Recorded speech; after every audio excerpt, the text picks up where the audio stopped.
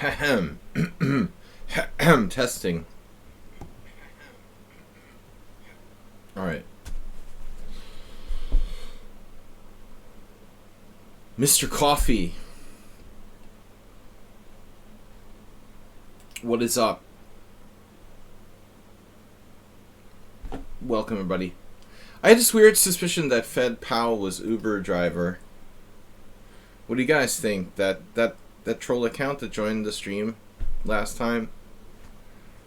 I didn't mention it before the last stream. They didn't seem like a real troll. You said it might be Bob. I was thinking Uber driver because Uber driver is very interested in, like, I don't know, the market and investing and stuff. And I think he had mentioned stuff regarding the Federal Reserve. So, yeah. All right, what's up, Princess Chess 64? Good to see you, Mr. Coffee, Acerbate, Zen Chess is in the list. Saeed Ujwal, Resident Spectator, Dinekis, Urek, Acerbate, Pirate Balrongo. Yeah, I don't know why he's so obsessed with 1972. That's my birth year, but not his. He's older than me. Okay, I don't know. I got a little bit of a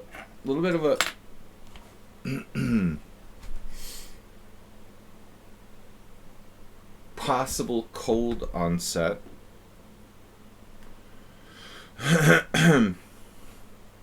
T boot poo. New rule: if you flag me, you get shot. I think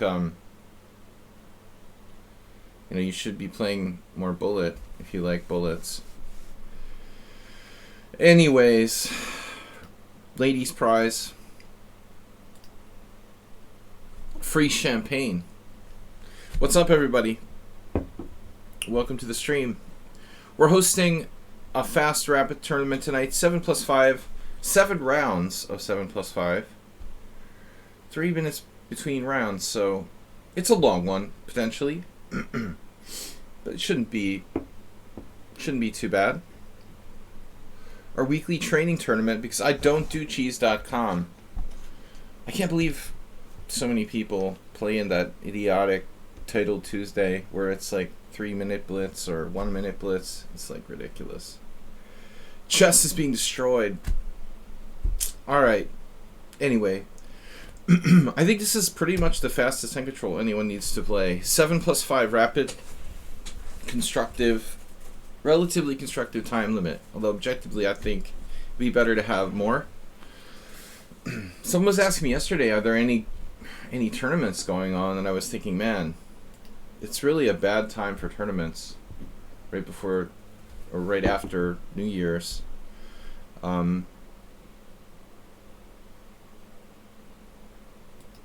Just I drew a blank. I mean, there's like Hastings and the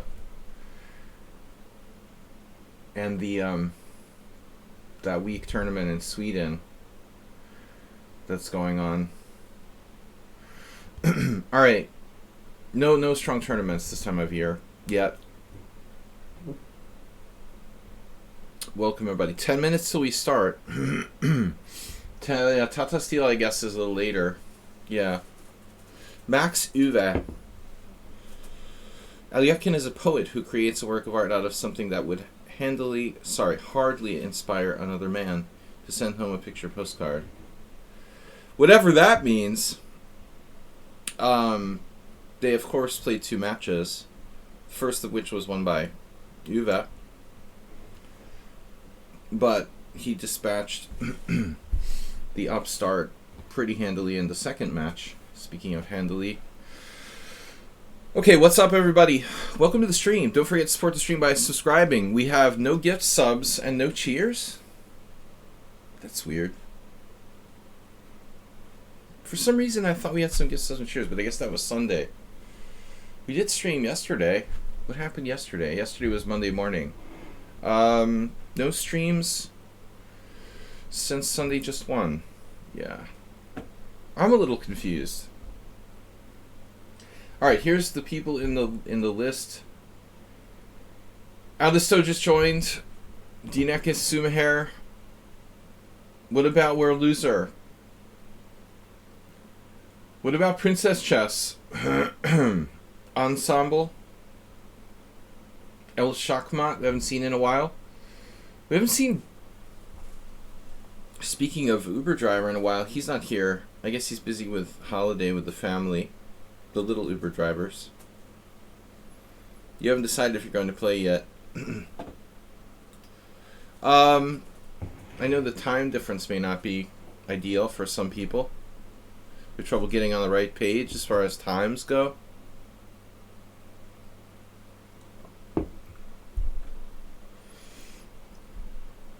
I am, for those of you that do tune in on Mondays, Wednesdays, and Fridays, I moved it half an hour later.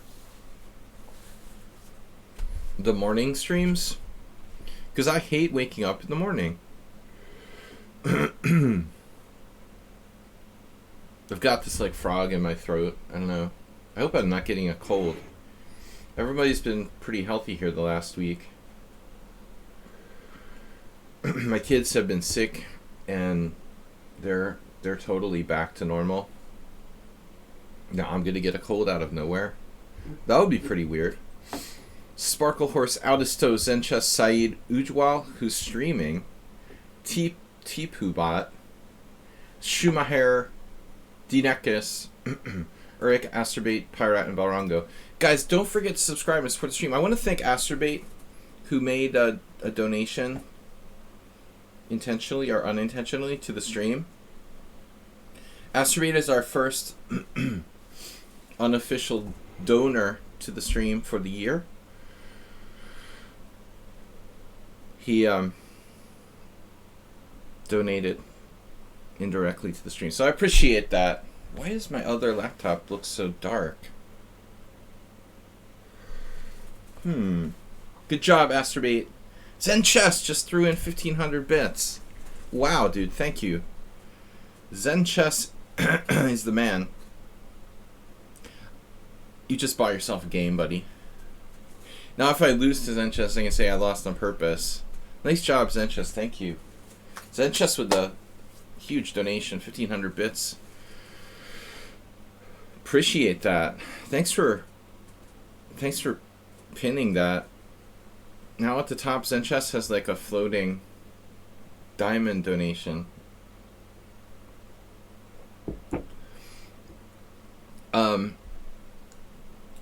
I noticed somebody was streaming, Angelina,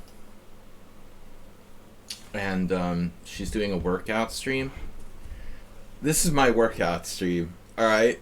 I'm lifting this glass of champagne.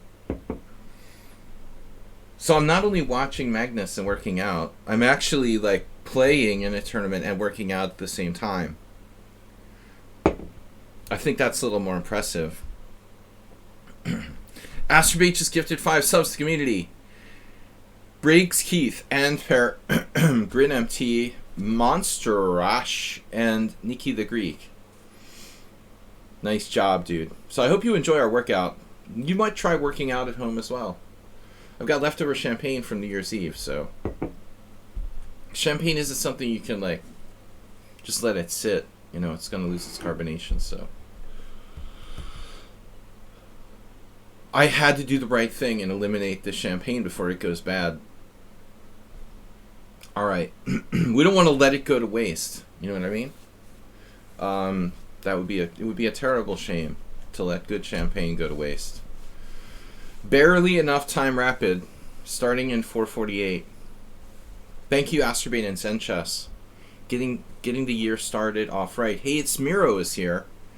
So I don't know if it's just my imagination. I'm getting weaker, or you guys are getting better. But it seems like Hey, it's Miro, Sumahair, you know, a couple of players who have played extensively on the stream here.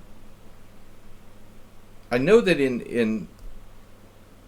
I mean, Zenchess has been strong all along, but in Miro's case, it's definitely like, you know, not working is the key to chess success. But no, seriously, guys, you seem to be getting stronger, and appreciate it. It looks good on It looks good for me, you know? Hanging out on my stream is making you stronger. I can take full credit. Alright. We are ready to start. Thanks to Zenchess and Astrobate, the masters of SLADGIE. Dude, seriously, I mean, my philosophy is that we've got to take chess seriously. Those people playing in the Title Tuesday in chesscheese.com, it's a joke, man. You're not going to learn to understand chess by playing 1 or 3 minute chess. It's ridiculous. Like, talk about doing it the hard way. To have a game where you have enough time to actually think and talk about the game and discuss strategy, it's a vast difference. Thoughtful chess with International Master SLADGIE. That should be our... We need a catchphrase or something. All right. I honestly thought about like trolling chess.com, but like entering the Title Tuesday and then just like forfeiting in protest. I have an account there. I could enter and just forfeit to get some clicks. I would never ever. You know, I could have hundreds of viewers if I played on that site. I would never ever sell out. Sorry, for the moment, bit shopping is on hold. Apple overcharges by a factor. Apple. Kind of bothers me that the Title Tuesdays games show up in the weekend chess. Dude, I agree. I was like preparing for opponents in the last couple of tournaments. I had the problem already where there's this trash games from the weekend chess or Title Tuesday are popping up in... Title Tuesday games are popping up here, for example, in the database. It's a joke, dude. Blitz games do not belong in like a serious chess database.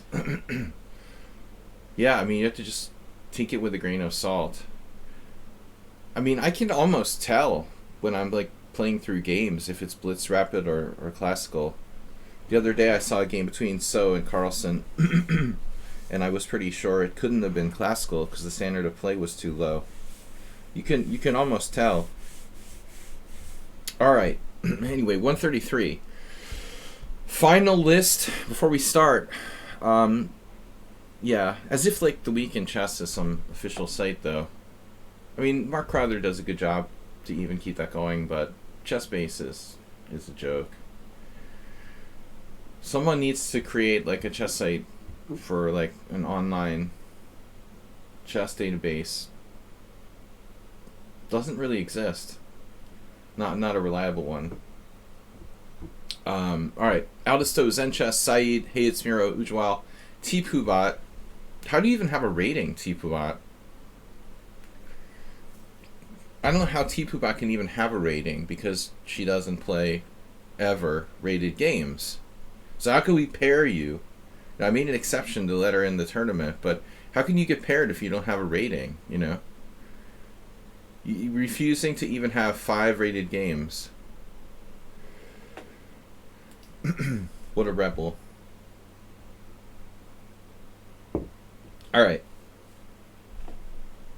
Chess this week. Oh, look at all these 2100 plus players. Look at all these players who have established ratings. Husky joined at the last minute. Now he's almost higher rated than me. Bijak is sandbagging for the under 2000 prize. Obviously. Oh yeah. 3D board. Let me fix this. I know you guys don't like it. People hate the 3D board. I'm going to change it. I was playing with that. Alright, let's make this board the proper size. It's a little too big.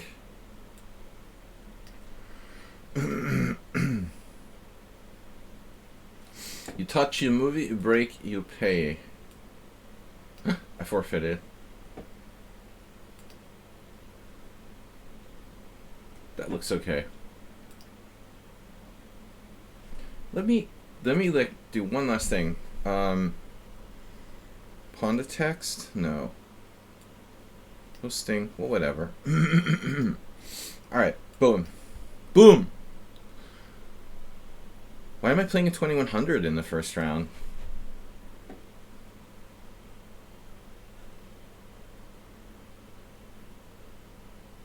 This was the other game the other day.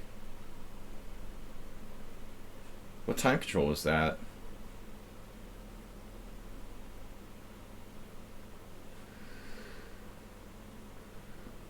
Classical?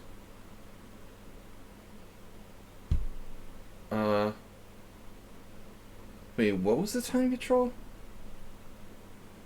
Why was my rating... I guess he's not here. He was streaming. What? That's my classical rating. Oh, it was last week.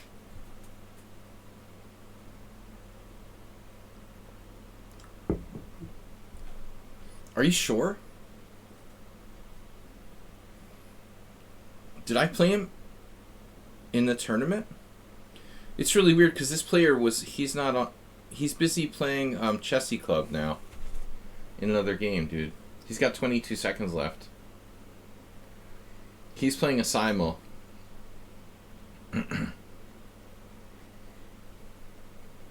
That I've never had happen before. That's weird. He's like, how can he be online against her but not against me? He just doesn't have the tab open? We can watch his other game. You guys see that? Can you see that? You can't see that, right? I'm watching his other game.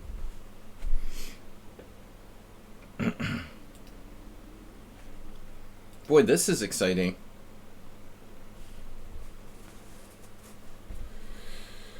Dr. T-Chance. Husky just subscribed with Prime. Thank you, Husky. How are you? And what's up? I hope you've had a nice day so far. Thanks. I had an okay day. Tuesday's kind of a light day for me. It's basically like low stress. It's a rest. It's kind of a half rest day for me. He's down to 6 seconds in his simul game. Now he can play a simul game against me. Alright, that's over. So now we'll see what happens. He lost to Chessy Club. Jessica. Chessy Club's name should be Jessica.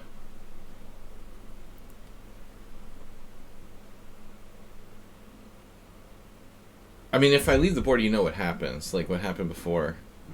They'll show up like 7 minutes late.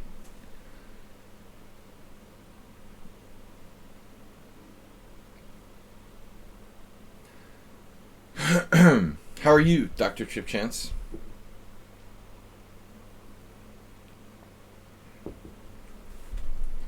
Thanks for joining our tournament and then not playing. Not you, I mean this guy. Am I saying that right? Ujwal Basin. Yeah, Jessica. In Hungarian, it's not a real Hungarian name. Jessica is like a Western name. But it's kind of caught on. A lot of times people give their children, in recent years, they give their children Western names. Like Jessica and Jennifer. And, you know, J doesn't really exist in Hungarian. So they have to use like the D, like the D, sort of D sound, like J. Jessica. Hasin, Blasin sounds like oh no. Now he's here? Well, that's really weird. Now if you put your mouse over him, it shows he's like green. Now he's here. He just showed up.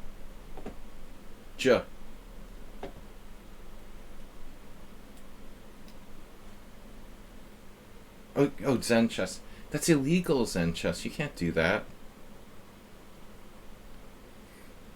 I'm gonna like privately like have Zen chess like jailed.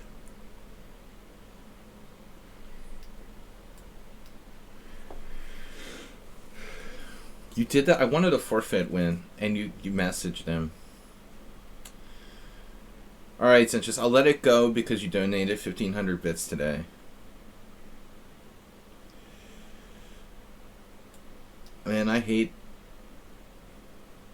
Wow, e3 works here. So c5 is considered to be an error. Error.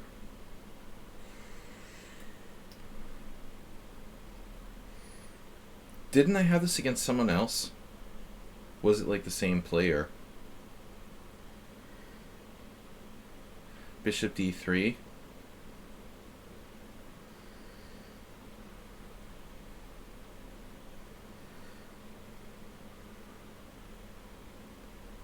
I don't know what to do, guys. a3 seems like a useful move. That's illegal. Illegal what Zenchess did there. I saw what you did there.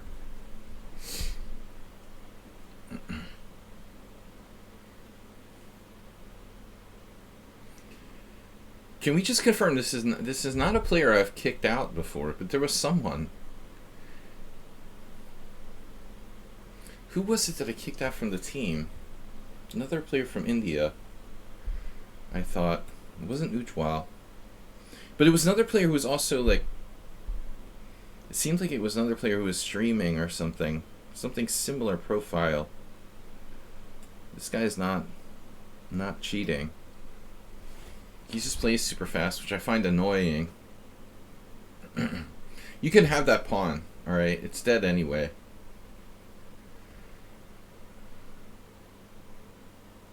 I'll tell you, I gotta admit, I hate when people do this. I hate when people show up late and then blitz you. I lost against Sebe like that. I lost to this guy 2 months ago.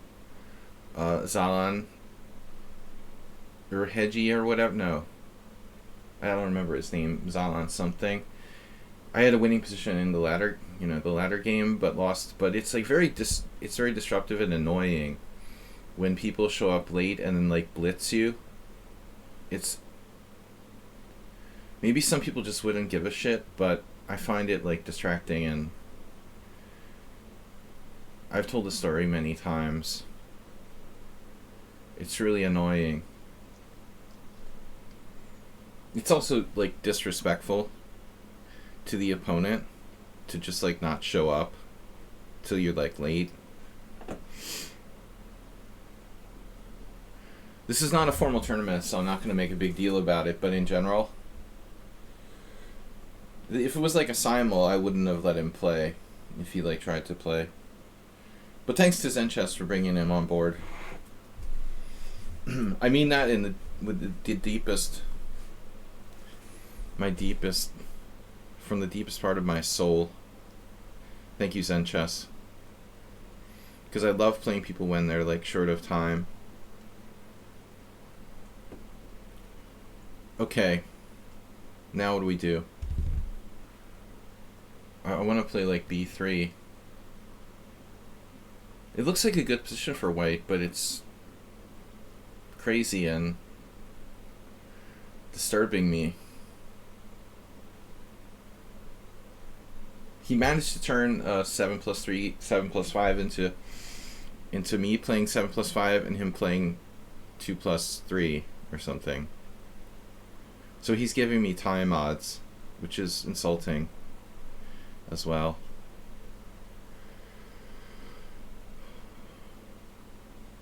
Alright, let's just develop a piece here. You moved on. That's interesting, Dr. Tripchance.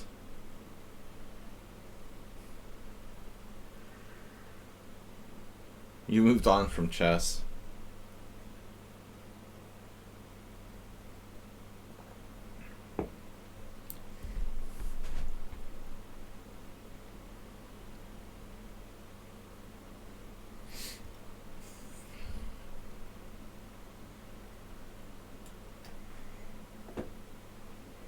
I literally have no idea which way the opponent is castling here.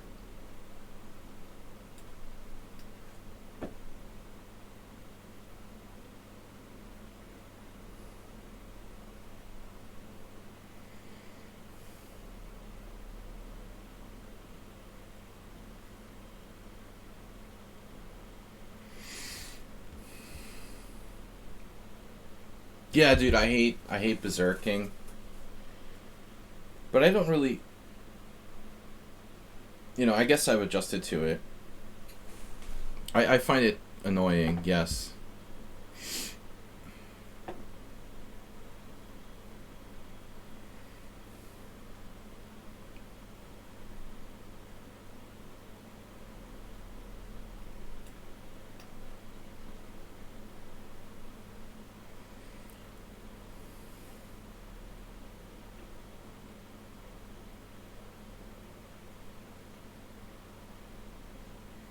This game goes against everything that I try to do, honestly.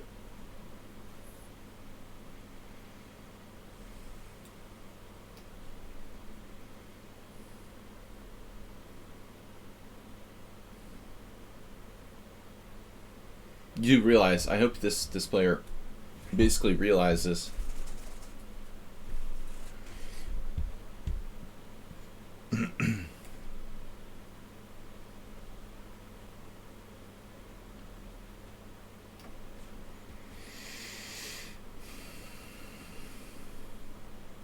Oh, another interesting move there. Oh.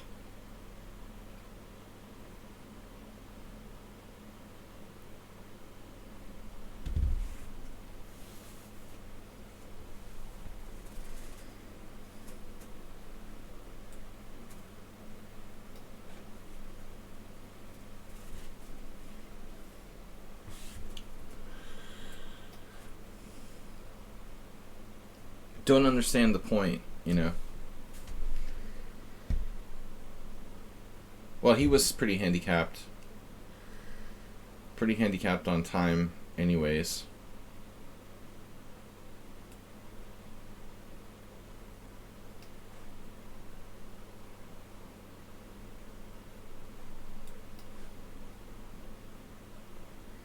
Hold the blockade.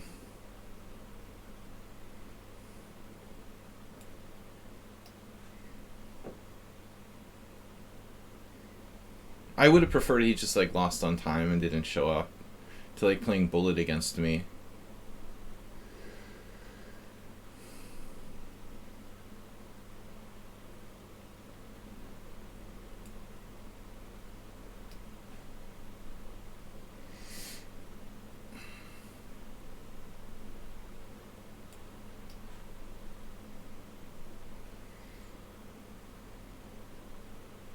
The entire point of my stream is that I play a time control where I have enough time to think and commentate about the games. But then I get a player who their entire point for existing seems to be to play as fast as possible. You just don't get it.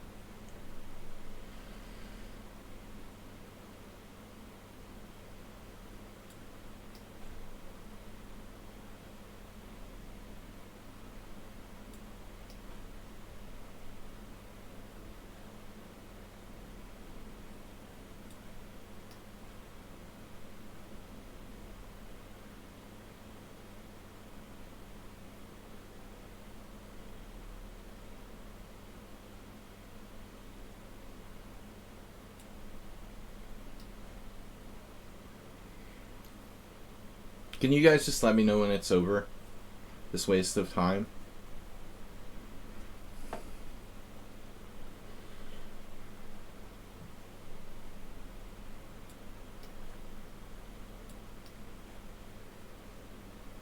He doesn't even use his time anyway, the 2 minutes he had left.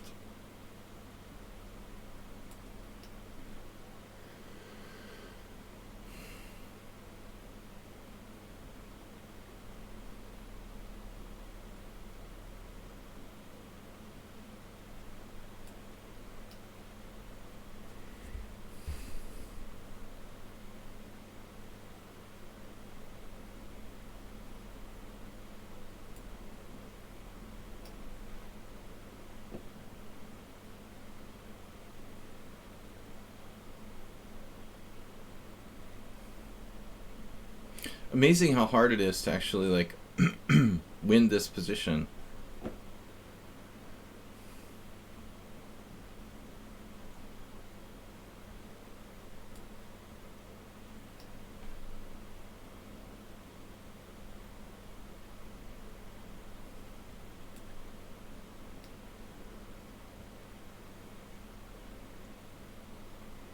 This is just a buzzkill, man, playing this guy.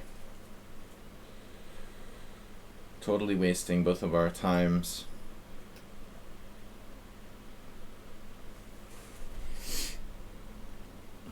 That was a really bad first round pairing.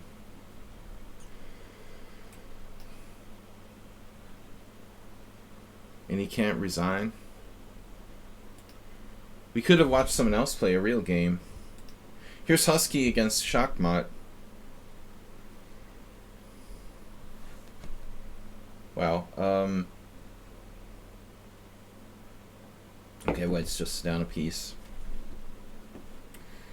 Alright, Husky now 24.94 and rising.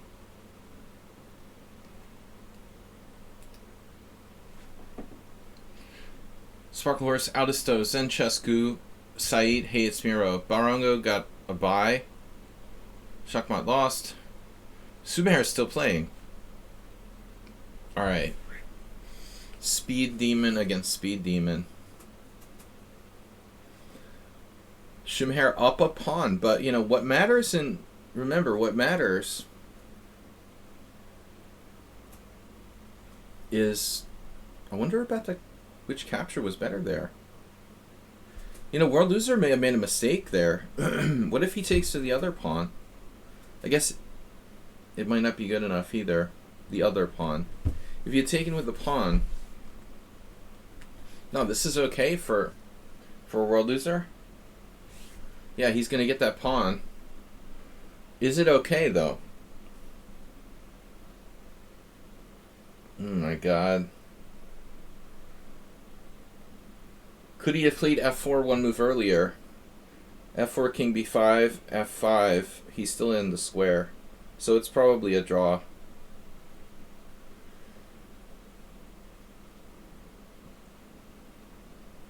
It's a draw because of the rook pawns. Rook pawns are almost always draws.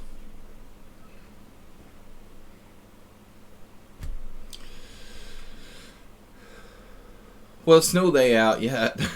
I just have a new machine with no overlay, but I promise not to have a bad overlay.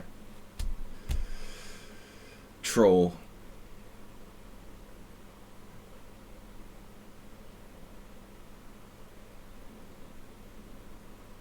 That's not Bob. Everybody thinks everybody's Bob. In Queen End games, it's not how many pawns you have. Yeah, it's how close they are. That was an interesting ending, though. We gotta be careful here, dude. There you go. H4 is a good move.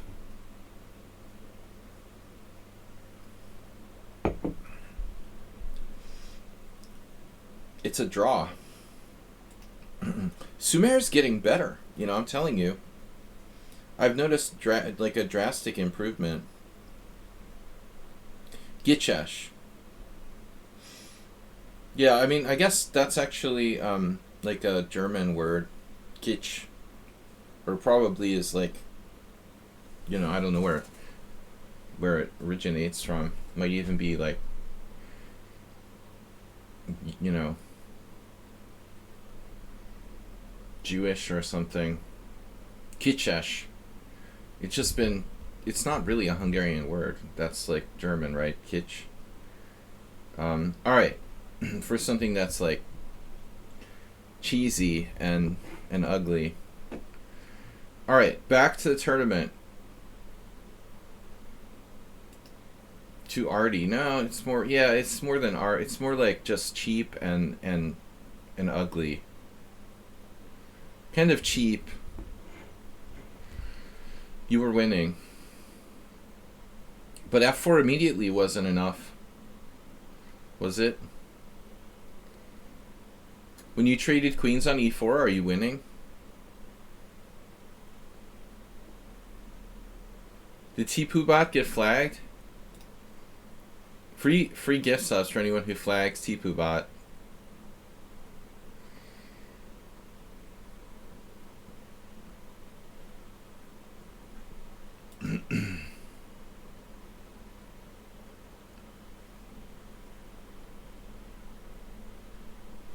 6 rounds to go.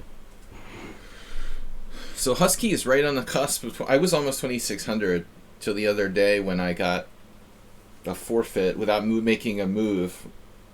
I was just about to reach 2,600 in Rapid.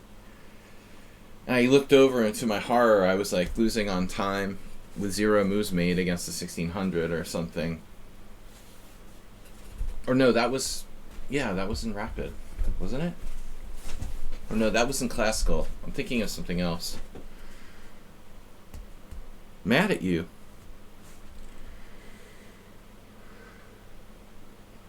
How do you find Rapid games? Well, I play in the hourly arenas, which isn't the best idea.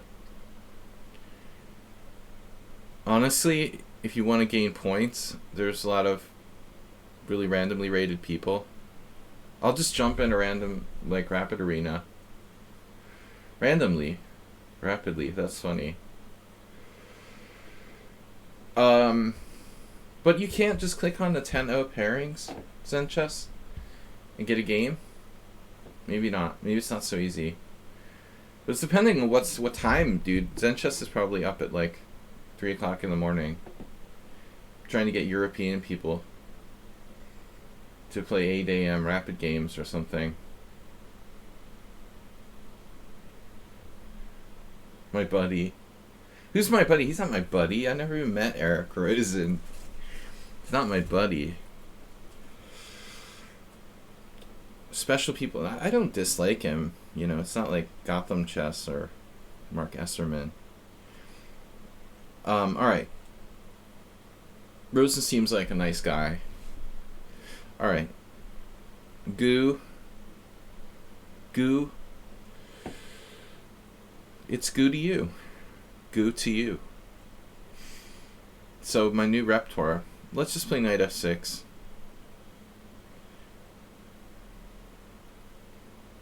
Oh no, I should have played b6. Now I can't do a queenside fianchetto. Thanks again to Zen Chess.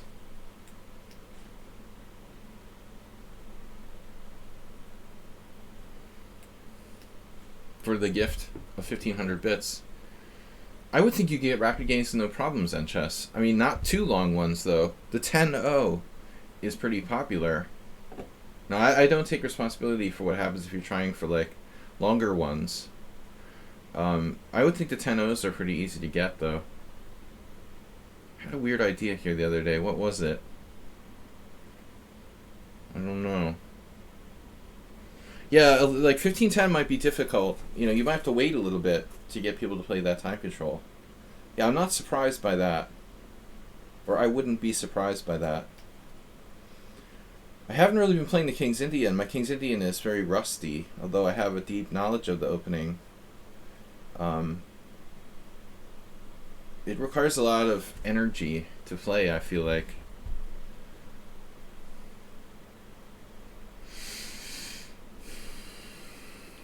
This is not really the most common move order. Avrook recommends the knight c3 move order, but e4 right away, I'm not sure about that. Maybe it is played. I don't think it's that common. I haven't made up my mind what I want to do. In case you're wondering, I don't know what I'm doing.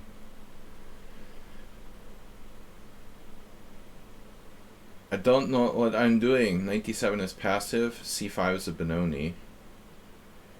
If I play e5,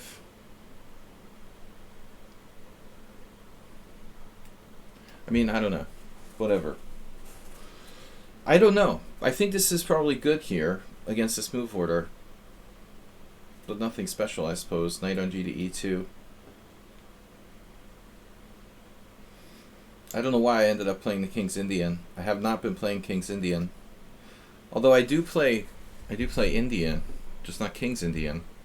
A lot of hybrid stuff with b6. That's hard to do against bishop g2. By the way. I mean, a6, rook b8.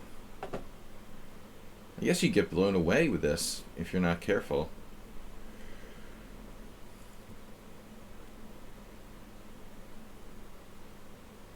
I know Boris Abruk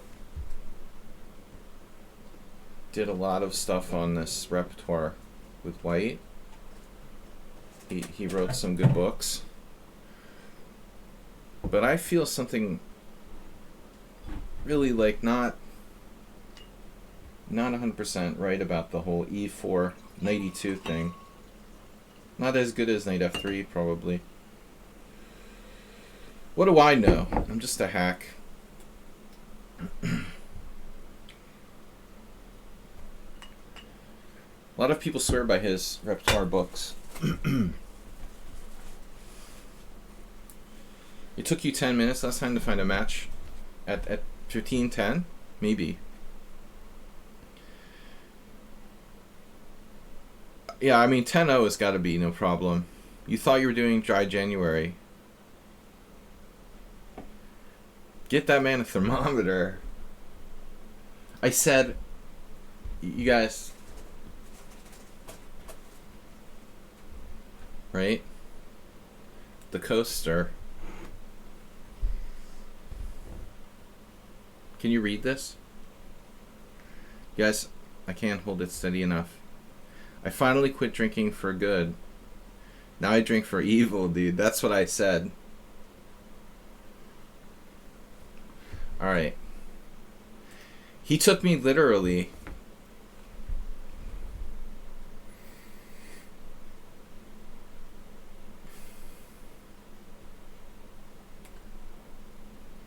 E5 wins a piece. Jesus Christ. What could possibly go wrong?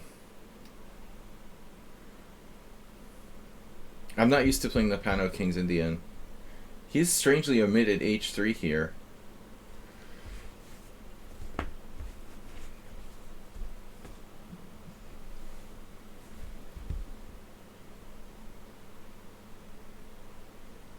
I'm definitely not playing Queen c8 now.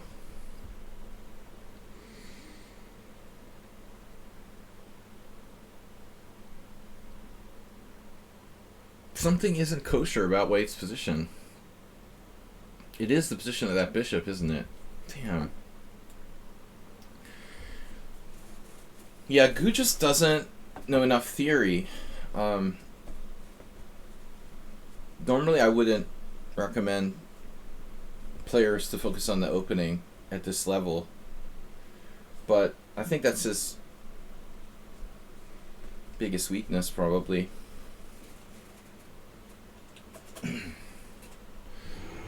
Overlooking, h3 prophylaxis in a... Did I have this last move though? I probably did, right? Well, no, the funny part is, as strange as it is to say this, the rook took away that bishop's last square, right? I'm not sure that knight g4 worked last move. You could have literally played bishop c1.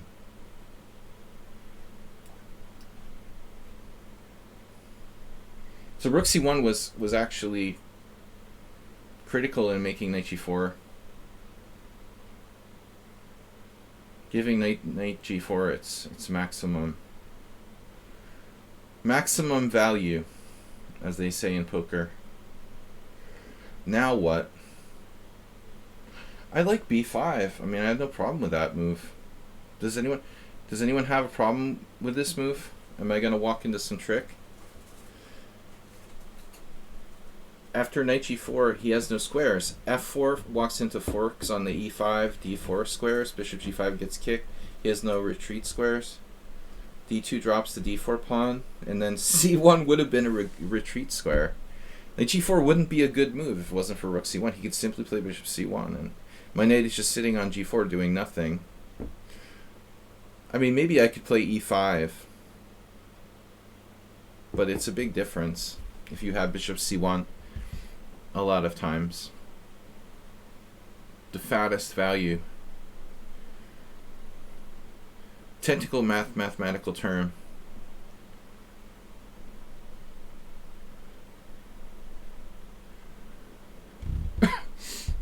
Is anyone here tempted to play e5? It's a nice idea.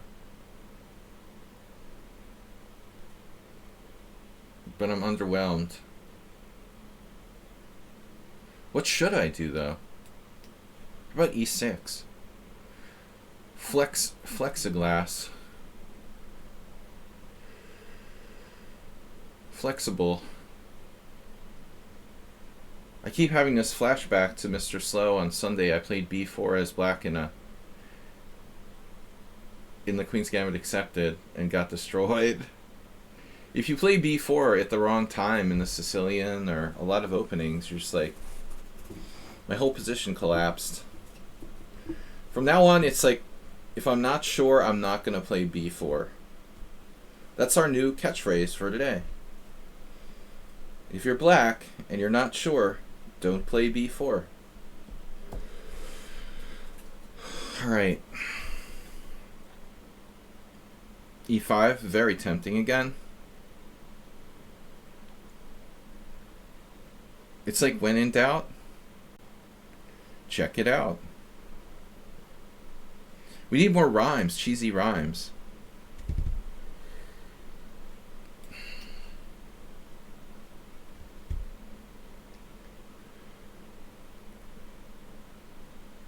This ensures that he can't lock up this whole position. If I had played e5, d5, it would be a different story. If you didn't check it before, don't play b4. It's just not smooth enough, man.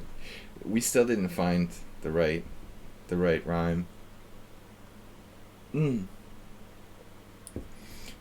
takes, pawn takes c6, pawn takes g3, pawn takes e7, queen takes h4.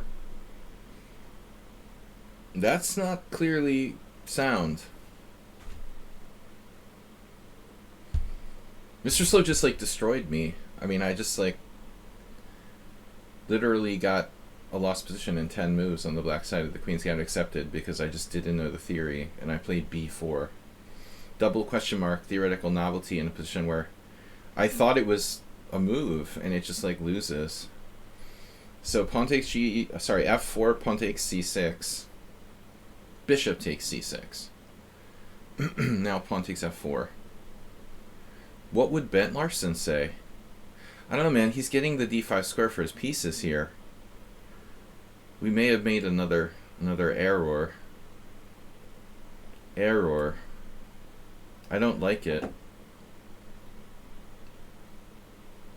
Not sure I like this either, actually. But speaking of b4, maybe it's better that I play b4 than he does. If he gets his knight on b4, I could be a very sad man.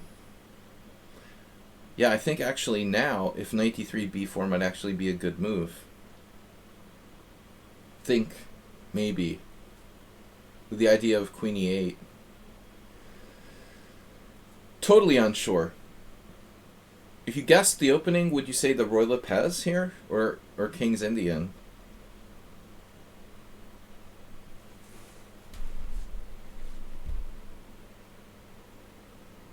This looks pretty bad for white. How's a Roy Lopez structure feel?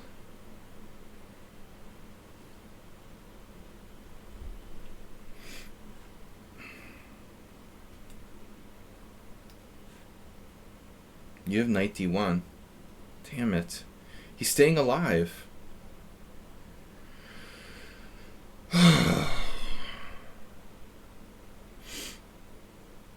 Whatever.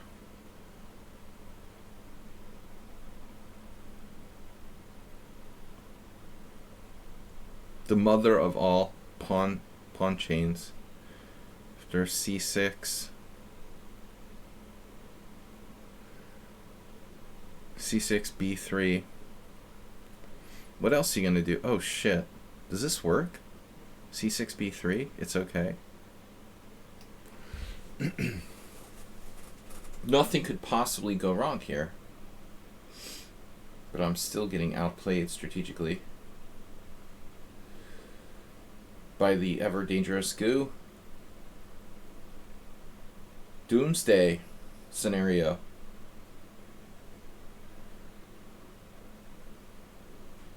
Goo was 1488 the first game we played. 1517, 1516, 1337. Then he was 1610, 1549. Wow, he went up quickly. He went through the 1500s to the 1900s really quickly. Then 2071. So we've seen dramatic improvement. He's kind of hanging around 2200 now.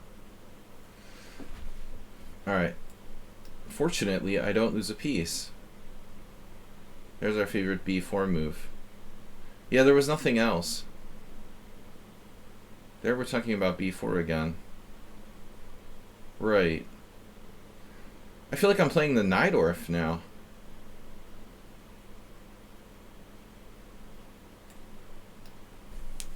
This is a Najdorf, right? Look, Ma, no bad pieces. Well, I do have a bad piece. Alright, this has to be corrected. The knight on a5 is a problem. My bishop is better than yours. Wow. Wow. What a move. Rook f3. That's a chess move. Except for the fact that it sucks. There's one problem. You should have played maybe knight a4 because now I have this.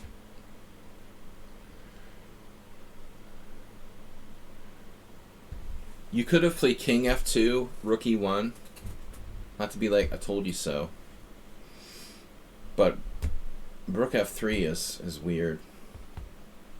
No, Gu is definitely like a self-taught player. He just needs a good coach.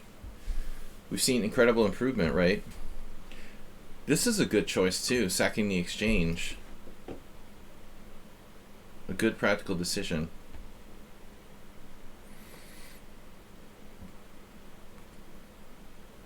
The knight is not good on a5. That is a problem.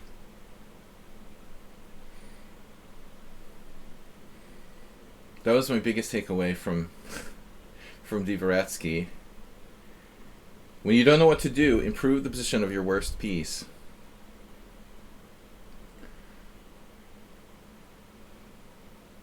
Really simple and good advice.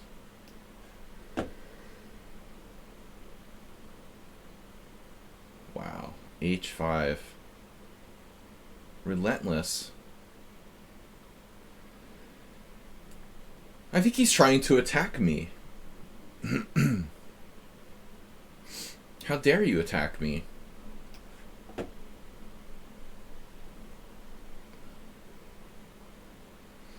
He's got a little bit of a threat going on against g6.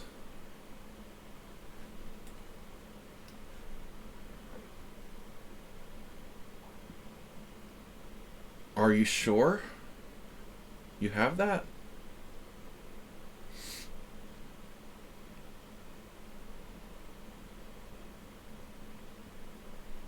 Queen g4 was worrisome.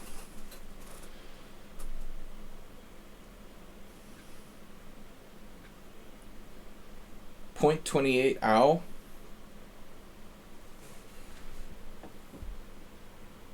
What is the point 28, ow? f5? I have f5?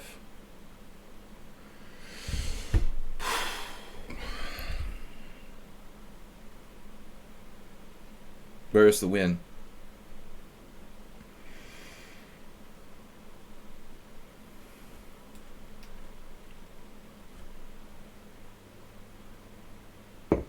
I like champagne.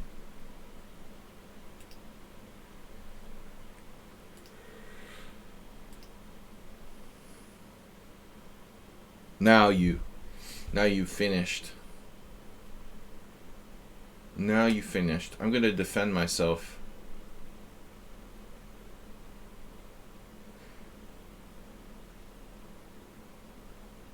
One owl is just between earth and sun. Like, ow, that hurts.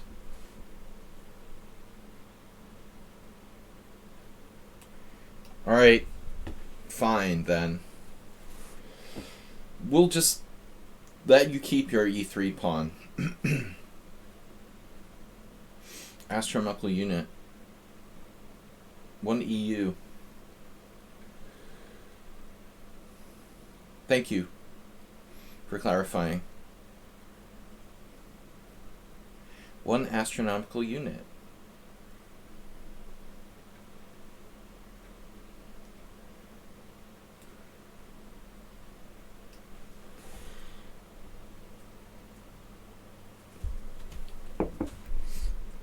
I love me the dark squares.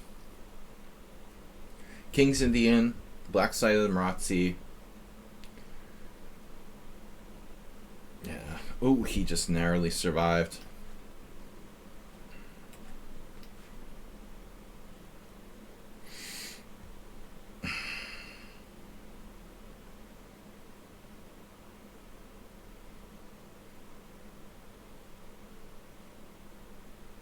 Knockout. Knockout blow on the way. It's a mighty fine bishop you've got there.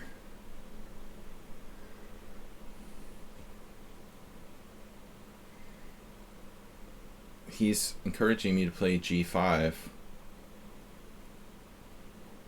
I was thinking of f5 actually.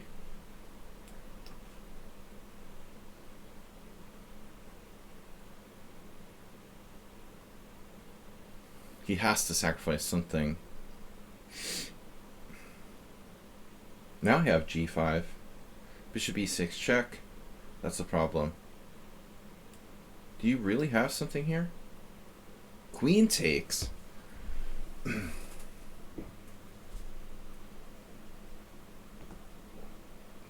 Queen takes was a blunder.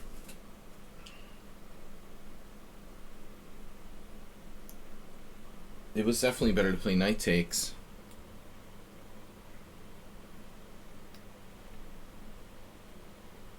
Jesus, you scared me with that move. I was like, damn, dude. Wow. I almost like fell out of my chair when he played Queen c8. Saeed against Husky. Still going. Oh, baby. Saeed. Saeed, show us the endgame technique.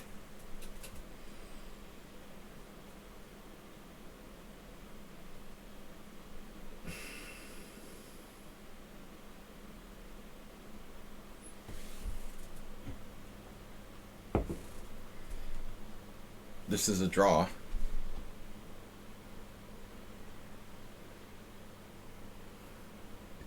Husky's making negative progress. He tried to be sneaky. Alright. That's your best shot.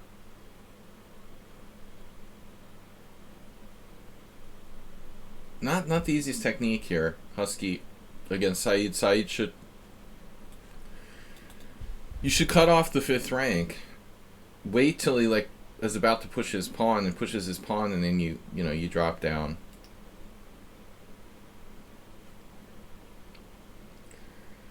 It's best to have a clear plan when defending this kind of theoretical position.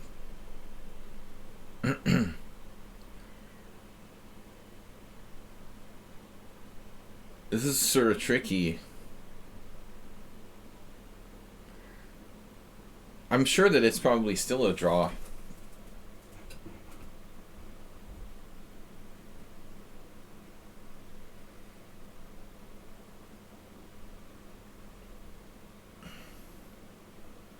Rook takes, king e7, king e5, white wins.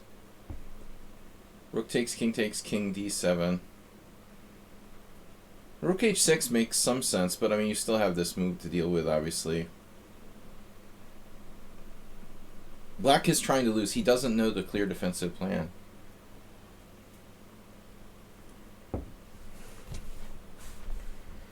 This is really sick if Black loses this. Definitely still a draw. This is passive. Be more active to go over here. You want to be on the long side of the pawn, not the short side. This is the short side, and this is the long side. You always want your rook on the long side so it has more checking distance.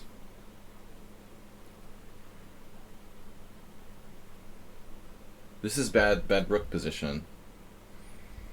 You know, you want your rook in a mobile position where it can attack from both sides. Exactly. Rook a7 is probably best. Still, it's a draw at this point. But Husky has a reason to play for a win. I mean, Saeed has not shown that he knows the best possible defensive strategy in this very, very classic and basic rook ending.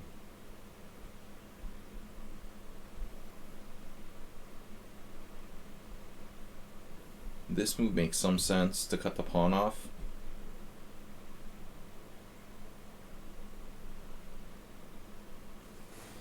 See, this move I'm not sure about.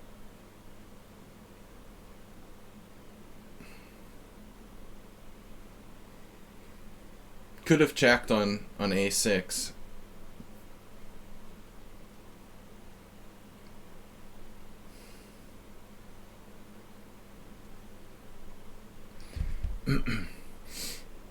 Well, rook e5 check.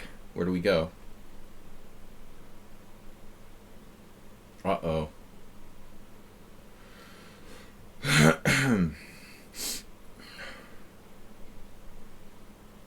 It's important that black doesn't let his king get like cut off by a file or something away from that, you know, a file apart from the pawn. The king is still, yeah, I know, Asterbait. The king is still in position close enough to this pawn to hold the game. If he's over here on g8, he's too far cut off. Now he's got a problem, see? This might even be lost now. Feels like black is lost at this point.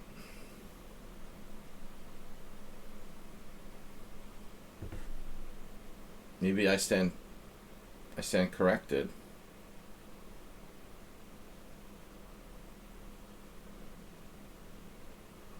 Maybe he wasn't lost. King e8 holds. But white should probably play king e6 there, not e5, I would think.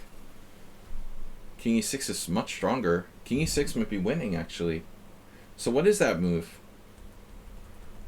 So we're saying, I just want to see this position. It was 75 king e6.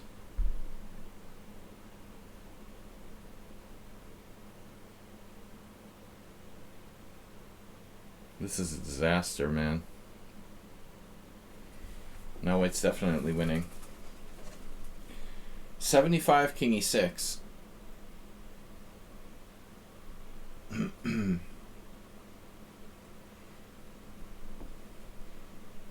Saeed needs to work on endgames. You know, that's a common thing you see with like some kids. Well, they'll be like 2200 strength in tactics, but not know basic endgames. His endgame play wasn't totally bad, but he doesn't have a clear map of how to defend this straightforward position. He's got to allow the queen to. He's got to allow the queen to promote. Put the king on the opposite color of the rook. So, let him queen now with the rook on a light square. Yeah.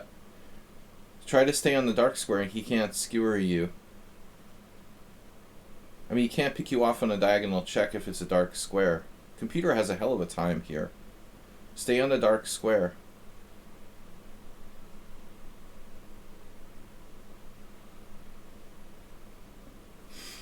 Really hard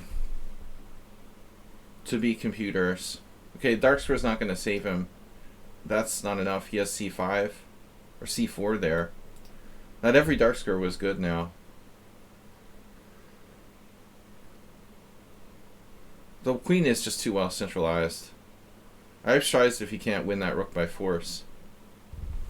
Yeah. Alright. I want to see move 70, 75. Did Husky miss a win there? No. Interesting. I was thinking maybe king e6 was winning. It doesn't matter. Both draws, king f8 or king d8. It's still a draw after e5 either way. You see, he's on the short side of the pawn here with rook h1. This is not easy now. This has gone way beyond easy. Rook f1 check, king e6. And now it looks like black's losing. Like, for example, rook b8 check, king g7. This is a theoretical position. The king is still not cut off completely by this file.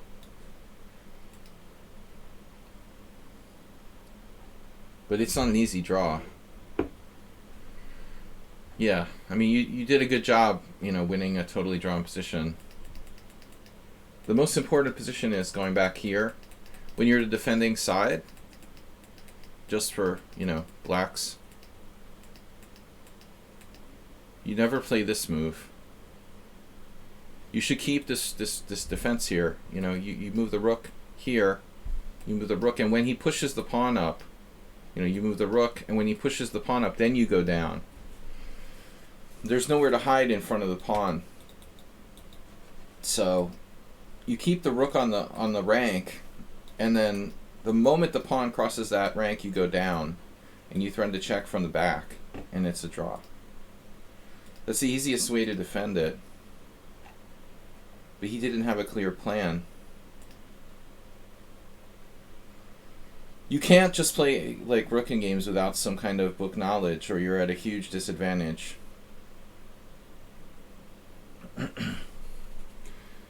T. Poobot has violence issues. Definitely. Gamer girl.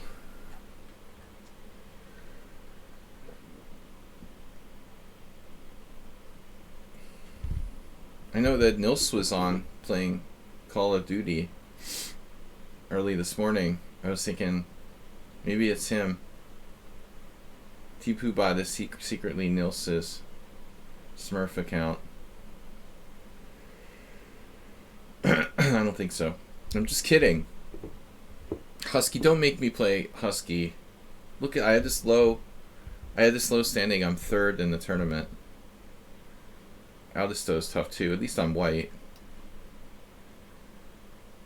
King is gone but not forgotten. Neil Young. Harvest. One of the best albums of all time, in my opinion. One of the best rock albums of all time.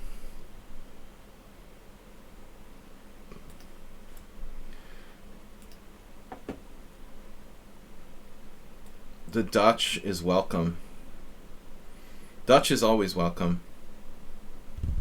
Man, I had this really good prep for one of my opponents for the World Senior, and he just didn't play into it. I was sad.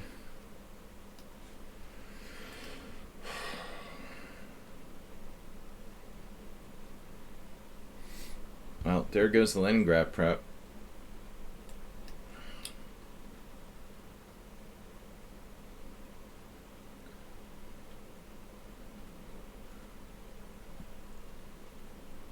Now you know how Carlsen feels when he wins all those drawn positions, Husky.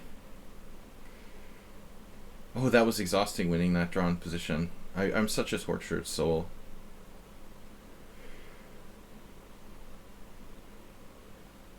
Not like, oh man, I'm so lucky to have won that drawn position. I'm exhausted. Took a lot of work winning that drawn position. We had the same game with Hey It's Miro. I don't know, I don't remember if Aldisto does play that line. He does. He does. He plays the same line with 94. He played it against me first. Yeah, this is one of his main openings. Ilyan Janevsky variation. You can go watch Simon Williams playing the Title Tuesday, which is so interesting. Can't wait for the new Title Tuesday games in the Weekend Chess. Hey, Mr. Coffee? Aldisto and I have had a number of games in this line already. Now, let's try to be creative and open-minded. think every time you get to the same position you played before, take it as a challenge. Try to think of something, new.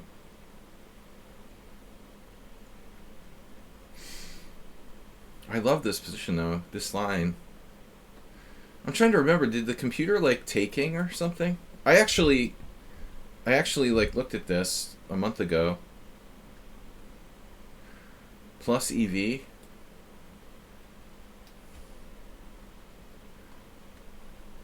How could it possibly be plus EV to play a tournament where you have no chance of winning money?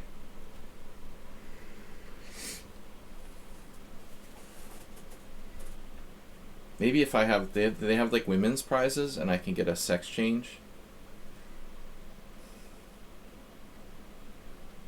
Even if like I didn't hate Bullet and Blitz, and theoretically, the evil site is always negative EV. Absolutely. What are we even talking about? Playing computers is negative EV.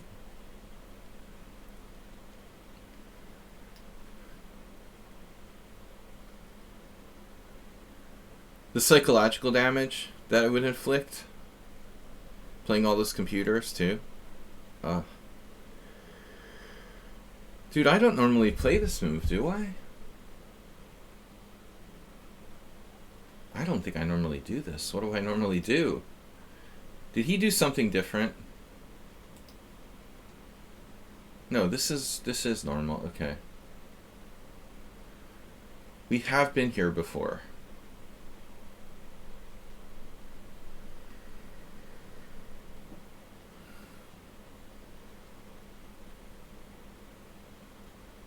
I was just thinking how robotically stupid all these people are.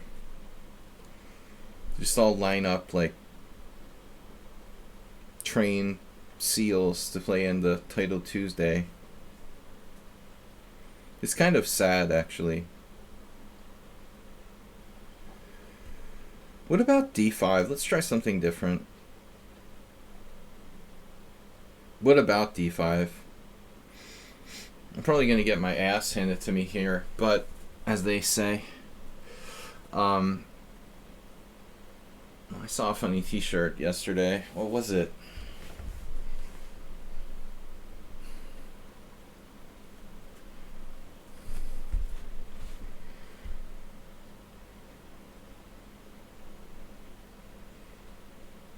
It was something like, if you can't handle me when I'm this bad, I don't blame you. Like, what was it? You guys know what I'm talking about? There's a meme, something like, if you can't handle me when I'm this bad, I don't blame you, because it's fucking horrible, or something like that. I want to get that t-shirt, but I can't remember the meme exactly. It's like, if you can't handle me when I'm this bad, I don't fucking blame you, because that shit is ridiculous. I should wear that when I'm like really drunk.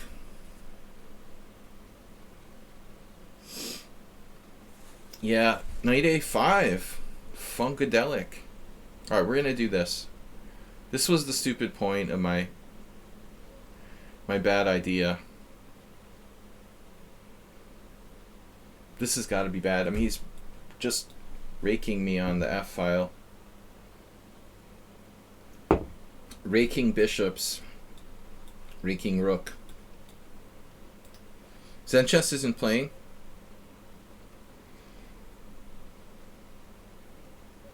Is he green?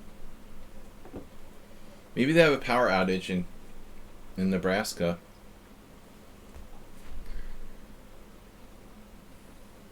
Well, who knows? Maybe it's like a Domino's delivery.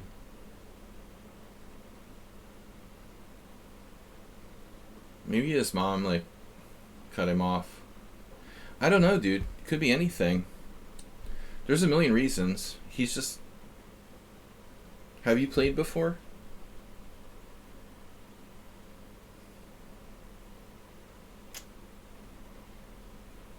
You've been playing chess too much.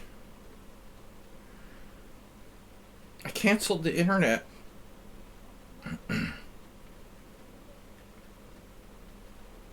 It's a land shark, Jehovah's Witness. There are lots of possibilities. Absolutely, Mr. Coffee. I agree. Why am I doing this? Pawn takes pawn. This is totally bullshit for white.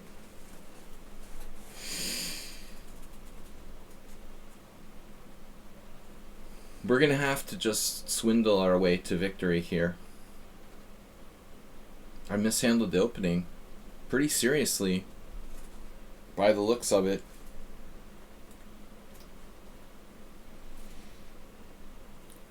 I guess the burning question is, how bad is it? How bad is bad? Yeah, let's not jump to conclusions. There may not be a land shark at Zen's door.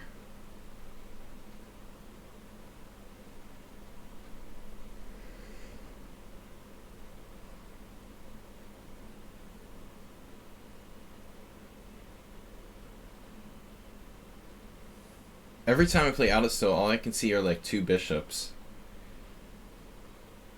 As I was saying last week, it's like the opposite of cheesy noob. Try to eliminate the bishops or something. Yep. Yeah, the problem is he's playing like positionally good chess. This is not just like tactics. I'm not real happy about this position. I got outplayed. Or I screwed up the position in the opening. He's executed perfectly. Executing me. He's executing me perfectly now. Do I just like lose a pawn? That's always an option. I could passively defend or just lose a pawn. Right, that's what I was joking about last time. Mr. Coffee, do you need some reuptake inhibitors? Now he has the option to play bishop g5, take the pawn on c3. You know, this may look stupid, but I mean, I'm A, you know, preventing the threat of bishop d3, and B, preventing his rook from coming down here. This is just not a random, like, pawn loss. I have good control of e4. I'm down a pawn, but the rest of my position is okay. You know, in the other variation, I'm like sitting there like an idiot, like protecting my pawn on c3 with like multiple issues. I'd rather just be a clear pawn down and have the rest of my position be okay than be sitting there like babysitting this retarded pawn. Increasing your SSRIs could hurt. It can decrease your sex drive and make you tired. There are lots of side effects. Depends on what kind of antidepressant you're taking. Some have less side effects than others, but it depends, you know.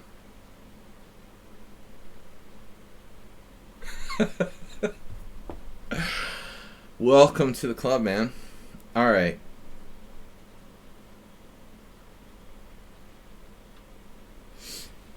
So what are we doing? No, we don't joke about that, Mr. Coffee. Mr. Kofefe. That is not funny, dude. Not funny.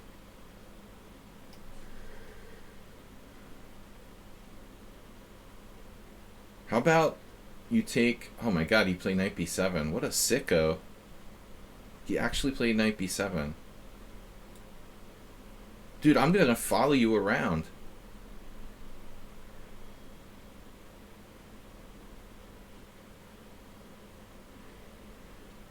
You know, I thought he was gonna play knight c4, but he plays the super Nimzovician knight c5. Zenchess, what about your game with Husky? What happened?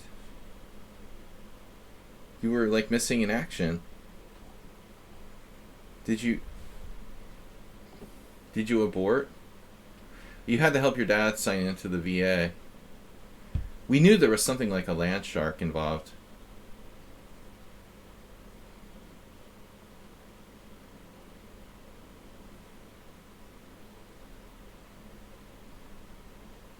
I said your mom shut down the internet. Alright, that's enough chess. Look at this shit he's doing. Wow. Rook c1. How does trading rooks help me? Parental help. Now you did knight c5? What's that? Like, why didn't you play that last move? That's weird. Strangely inconsistent. Offer a draw. I'm not allowed to offer a draw. Holy shit. I think it's just the... I'm going to sue Lichess because banning draw offers is a violation of my civil rights. It's my civil right to offer a draw.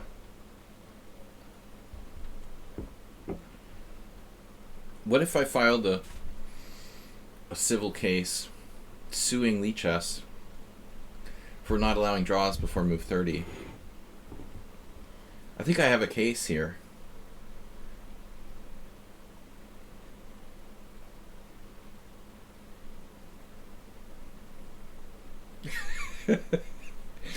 Knight takes c5, b takes c, d6. They call me the master of tactics. Phew, dude. There's some sick variations here. Knight c5, dc, d6, rook b6, bishop d5 check,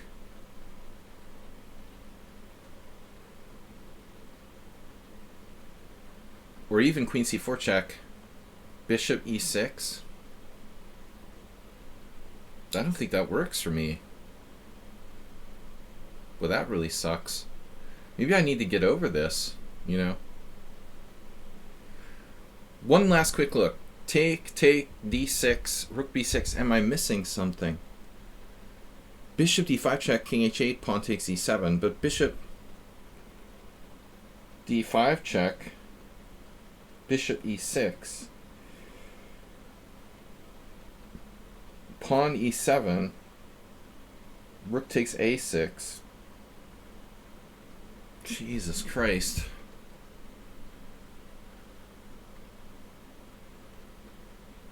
Take, d6.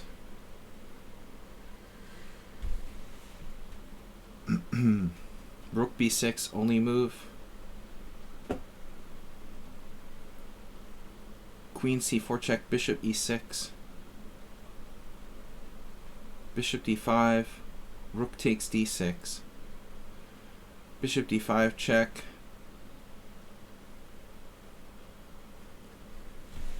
Bishop d5 check, bishop e6.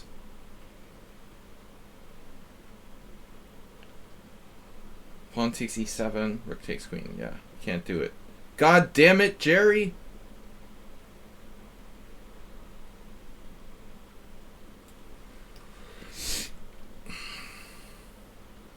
It's like my last round game in the World Senior. That's what happened against Danielson. I let my flag go down to like increments at the critical moment, and I just like made the stupid move. And I still had to make like the time control with like 5 or 6 moves and like screwed up my entire position in the process.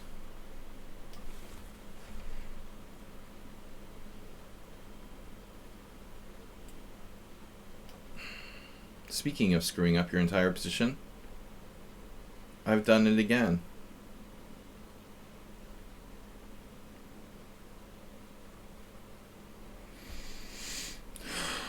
That's unbelievable, dude. He probably didn't even see all the tactics I was talking about. I burned all my time on the stream and it was like freaking critical too.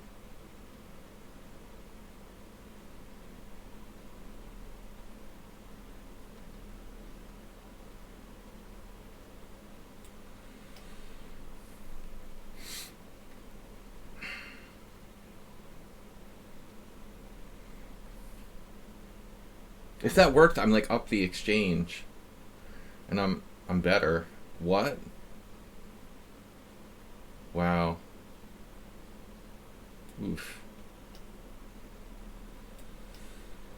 That's bad.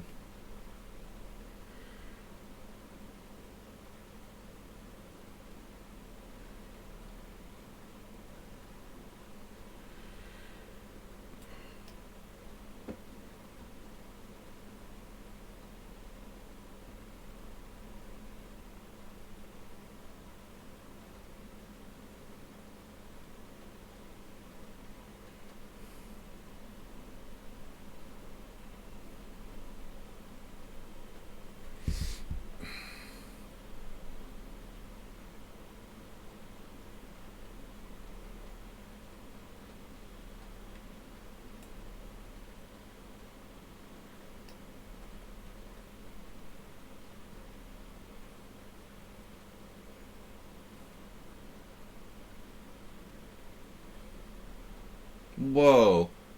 That's totally not cool.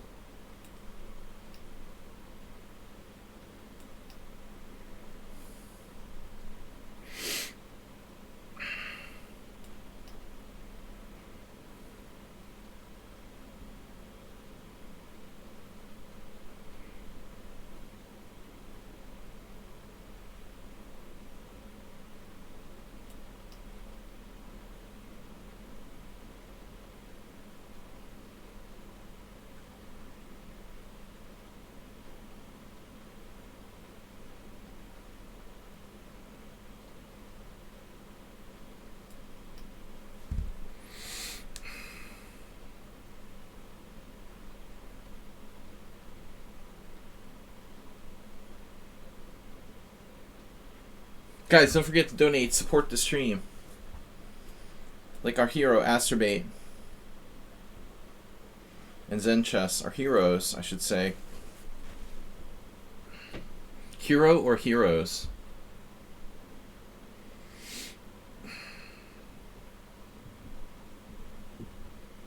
Wait, what? You can do that?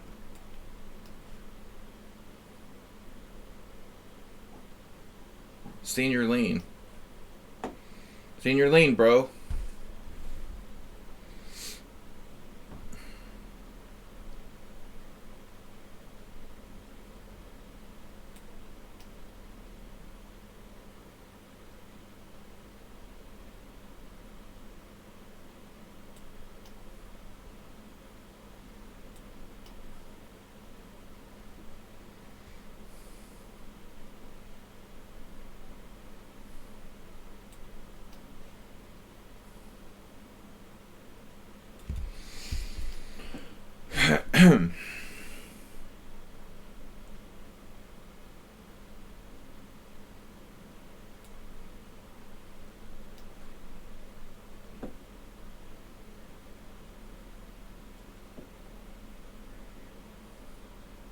Wow.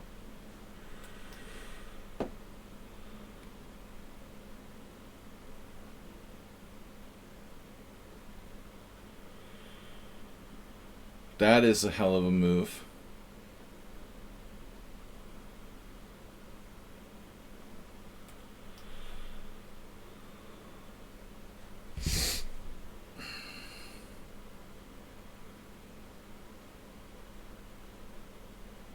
I love how his technique is like perfect.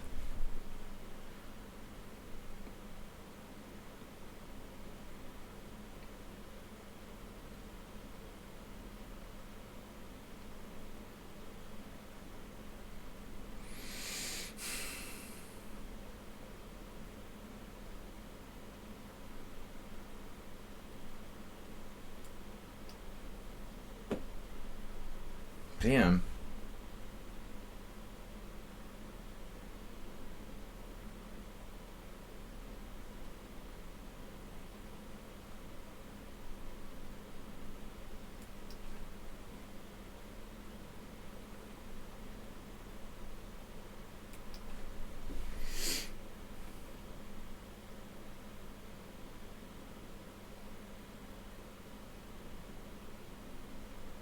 You mean I can't save this?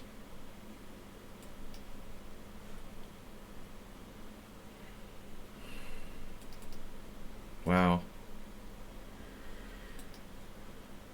That should be interesting to analyze.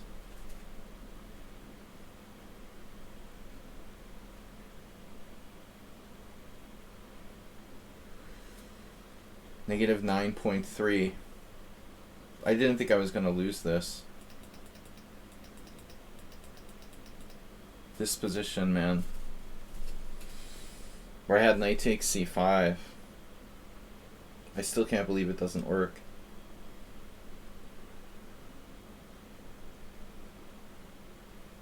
Queen c6 question mark, it worked. God damn it. Dude, seriously? 13 centipawn loss with 1 inaccuracy? Are you serious? No, 2 inaccuracies. He played 13 CPL with 2 inaccuracies. I had this. How does this work? How does it work? I don't understand. He has this move. The fuck?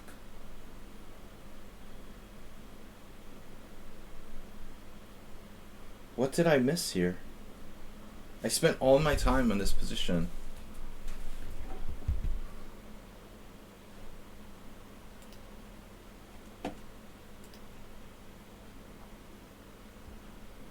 The problem is, like, check here. King h8 doesn't work. You know, I'm just like taking here. Yeah, I looked at queen c4. But he has rook takes d6. It's just nothing. I don't understand what I missed.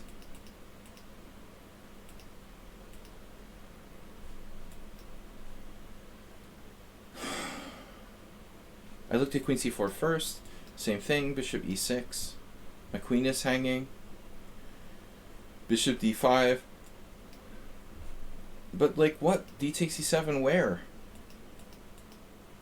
With my queen hanging? You want me to sack my queen?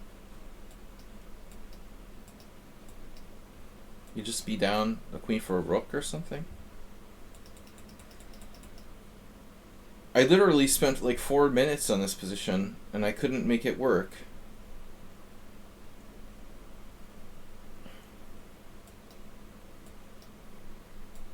Bishop e6, d takes e7. What? E takes f8? Oh. Do I have enough here? It's kind of borderline. I think I only would have done this as a last resort. It might be my best defense.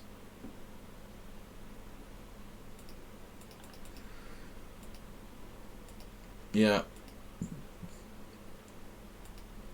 Yeah, that's my best line. I didn't think it was enough in general. I didn't think it would be winning enough material back, but you know, I get the bishop. I'm down a pawn and a pawn and a queen for rook and bishop. I mean, you just assume that it's not enough. You know, I couldn't play that. This is like a perfect game by black. He played a freaking perfect game. B6 is the engine. No, F4. This is still theory, but people played C6 here. I thought about it, but it just felt slow. Yeah, I know that I'm worse now. Rook C8, top move. He basically played a perfect game. Even knight B7 was surprising. I was expecting knight C4. Queen D7 is also the computer's top move. It was weird that he did this, though. Knight C5. I have excellent drawing chances here. He should have played Rook B8. He made 2 inaccuracies in the whole game. I mean, I would be proud of that game in like a... Aldisto's game was like a good game for a 90-minute time control, honestly. Let alone like 7+5. But I guess I made it easy for him by not making like the best possible defensive try.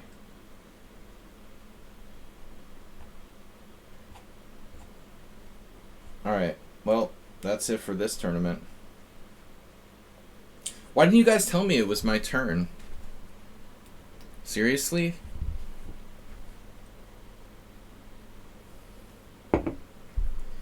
What if you have no champagne left? Then what do you drink? Like the champagne of beers.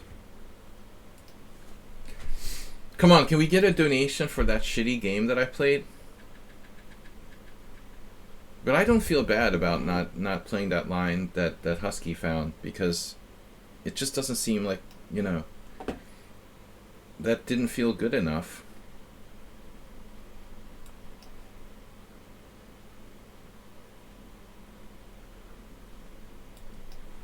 It still felt like a pawn down or something. He's playing the Nadanian variation against me now. Well, that's like a blast from the past, bro. Where do you come up with that?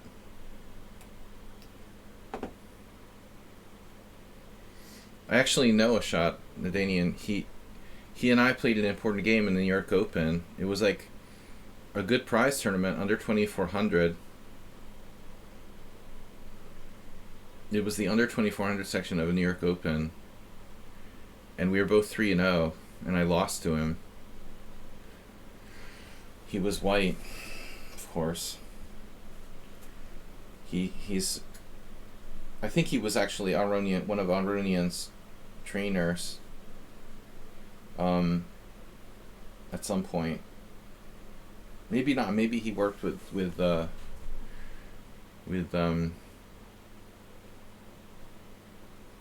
Beruzhin at Kobian, because Beruzhin always played his system with Bishop G5 in the King's Indian. No, but this is like, you know, this was all the rage 20 years ago. The champagne of beers, brewed by Antal Dreyer. Alright. No, I don't deserve champagne anymore after that crappy game I lost. I wanted to try something different, so I varied from my own prep against Alisto, knowing full well that D5 is probably not good.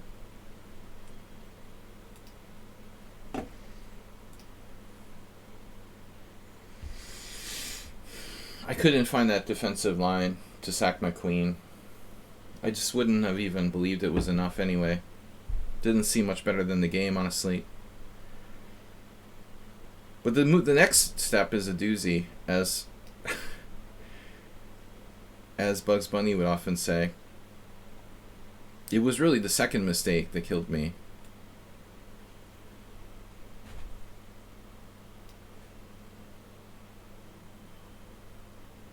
I like Knight A4. I mean, I never played it myself, but I like the outside the box kind of creative approach.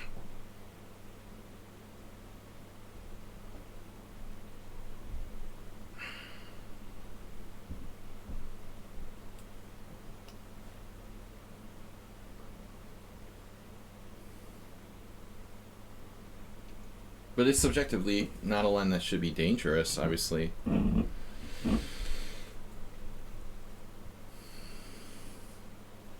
Aren't you supposed to play Knight C5 here? Or does that allow E5? I don't even know. I don't even know that much. All I know is that Knight B6 is a move. That's the end of my analysis. I'm not a real Grunfeld player. I quit playing the Grunfeld in like 1992.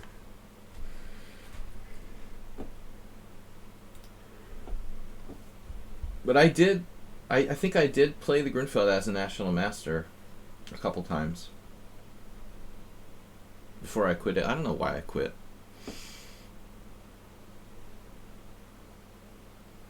I just like the King's Indian better.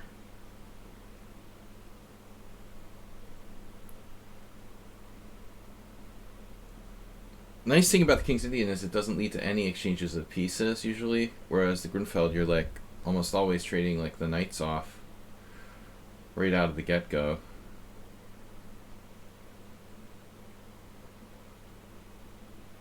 This looks fine for black. I'm equal, at least. With the stress on the at least part. I suspect Knight takes B6 isn't good enough. And there's no way the Nadanian variation leads to an advantage for white, but you might be equal. But it does look like Knight D3, E5 is pretty strong. I mean, obviously, you could go back. Maybe Knight 6B6 is a mistake. You should just play Knight F3 or something. This looks really bad for white. You just traded off your strong point. Really bad is relative. Is relative, of course. It's all relative. Thanks, Mr. Coffee. What will we do without you and Masturbate? The sponsors of the stream, Mr. Slow. We need more random donations from people. Can't you guys just like make some random donations? Why did the randos make donations? I don't know, man. Angelina or Angelica was doing a workout on stream and had 500 viewers on the Evil Chess site. Can I do like beer stands or something? Keg stands? That's not allowed, I know. Alright, what can I do?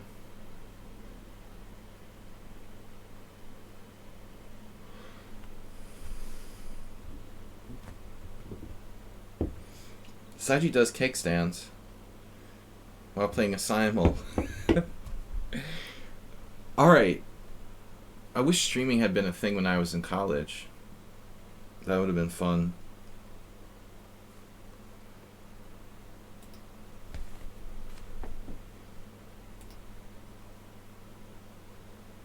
I have the VR here. I have VR capability. So we can do like Beat Saber or something. SLADGIE does Beat Saber while playing chess simul. Beat Saber Slimul.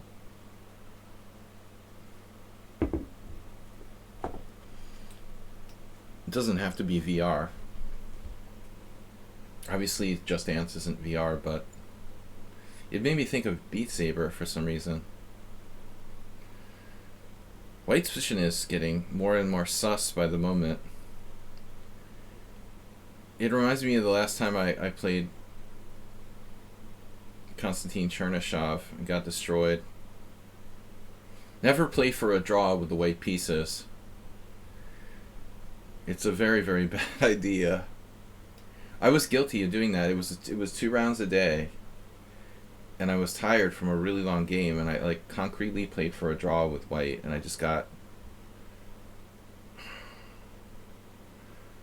I normally would never ever like consciously play for a draw. We're old, it's those 2 rounds a day tournaments. You were part of a lot of dumb shit in college. Dude, I told the stream that Steven Tyler was getting sued for sexual abuse from 1976, Mr. Coffee. It's never too late for posterity. So, let's just not assume anything. What happened in college will stay in college.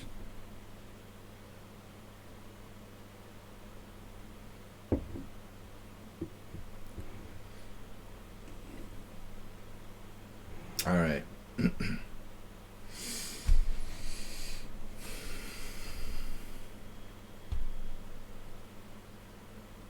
I was around a lot of dumb shit too.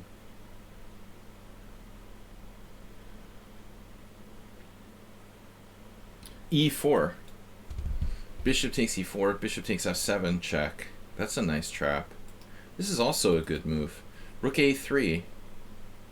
Now my point being that, you know, with all due respect to people who have suffered abuse, I don't think that we should have a, you know, I don't think that a statute of limitations should be like totally non-existent, where we're like suing people for something that happened in 1976. I mean, Bill Cosby is one thing, but like this is ridiculous.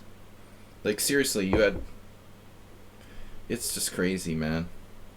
It's one thing for someone suing Bill Cosby for something that happened like 15 years ago, but 1976? I was telling the story how I got my... I remember getting a goldfish in 1976. Anyways, Rook a3 is a good move, sort of.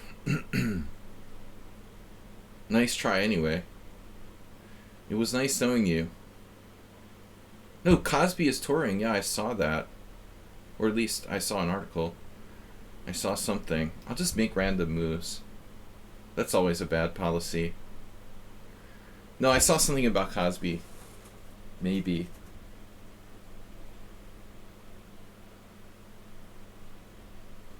I'm a you know, person from that region, so the Cosby thing was important to people like me and Mr. Mr. Coffee, he was a local a local legend. For people in the rest of the world, it's kind of not a big deal, I guess. O.J. Simpson. Jeez. Team O.J. Simpson versus Team Bill Cosby. We can have a really inappropriate team battle.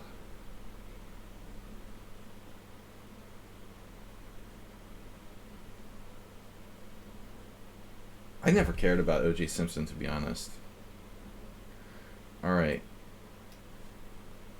He's just a random football player who did commercials for Hertz.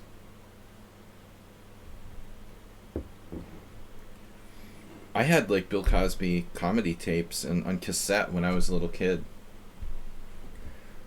He was a legendary comedian. I mean, one of the most famous of all time. There's no contest, really, between Bill Cosby and O.J. Simpson in terms of fame. NFL football players are like a dime a dozen. Yeah, plus Fat Albert.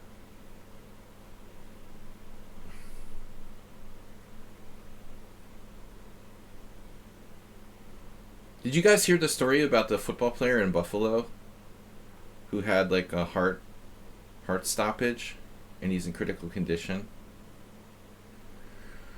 Speaking of good news, that happened to Ericsson here in Budapest at Puskás 2 years ago.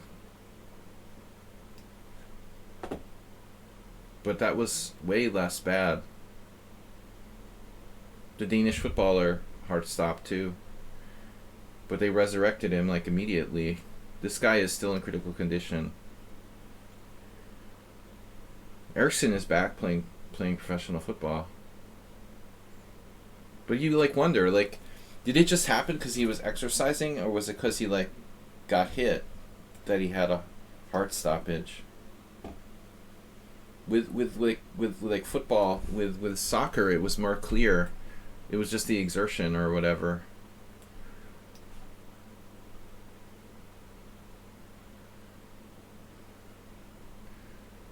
I saw someone commenting on American football, like trying to make it safe. The comparison was that trying to make American football safe is like trying to make smoking safe. All right, Husky versus Aldisto for first place. What's their personal score? They've only played twice. Steroids thin the muscle of the heart. Dude, he's 24. I really, really doubt it's a question of steroids. Even if he did use steroids. You know, we're talking about someone who's only 24. Immediately acerbate with the conspiracy theories.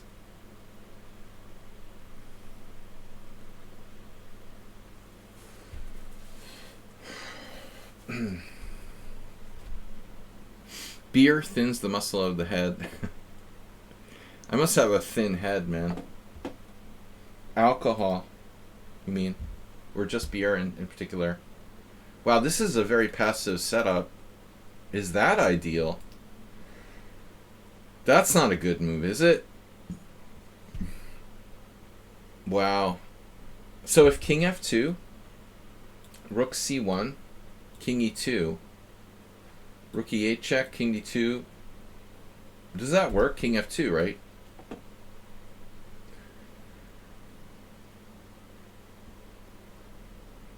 There might be something nasty there, like King F2, Rook C1, King E2.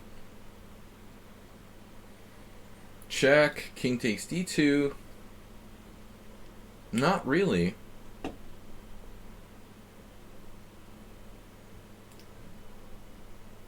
I suspect this is a draw, though. You know, there's probably nothing the Husky can do. It's just a matter of time till that shit gets surrounded. I like this guy.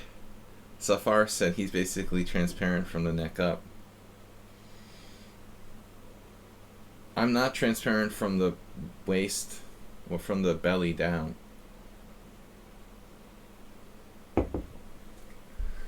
I stopped drinking champagne because I don't deserve it. We're now drinking the champagne of beers. I don't understand how Aldisto and Husky have only played twice. They're two of the top players that come to these tournaments. Although Aldisto has been here longer. It's pretty crazy that they've only played each other twice.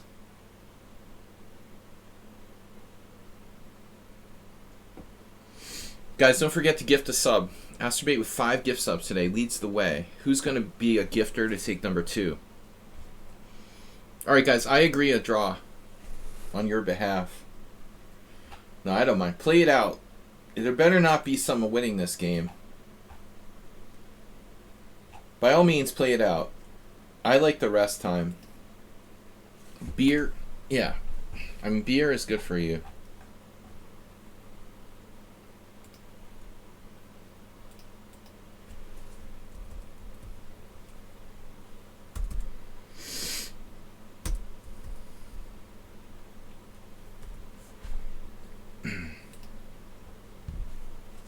As I said, gotta be careful. I'm gonna change the pairings to make me like play Astrobate every single round.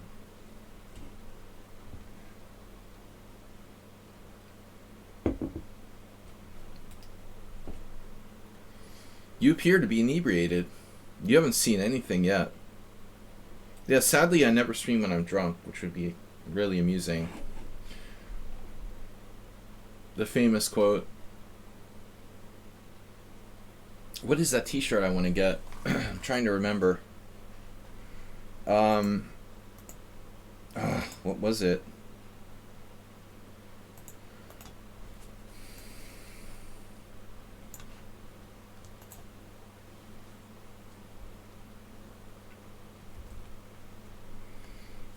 Yeah, this is it.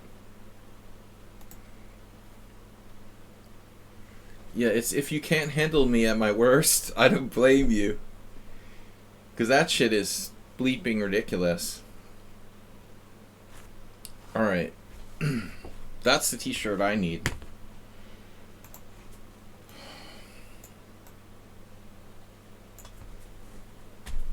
That's what I'm going to wear the next time I get drunk.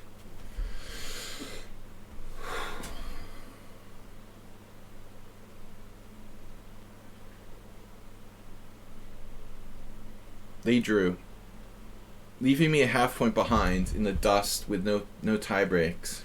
Goo's back with 3. Saeed with 3. Uber driver's here. Chairman Powell, what's up, bro? Chairman Powell, Uber driver, Spectre, World Loser, Tipubot. Zenchess had to leave.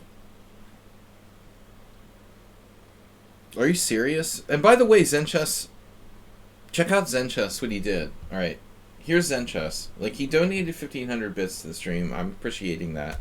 But then, he tells my first round opponent that he's late. And after telling my first round opponent that he's late, he, like, forfeits against, like, my biggest competitor.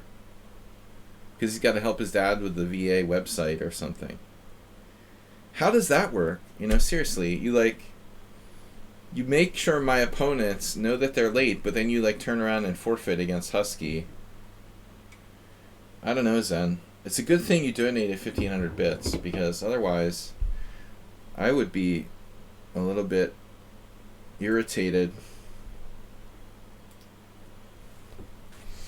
Now he's just left the building altogether. His mom seriously turned off the internet. She was like, "That's enough, dude."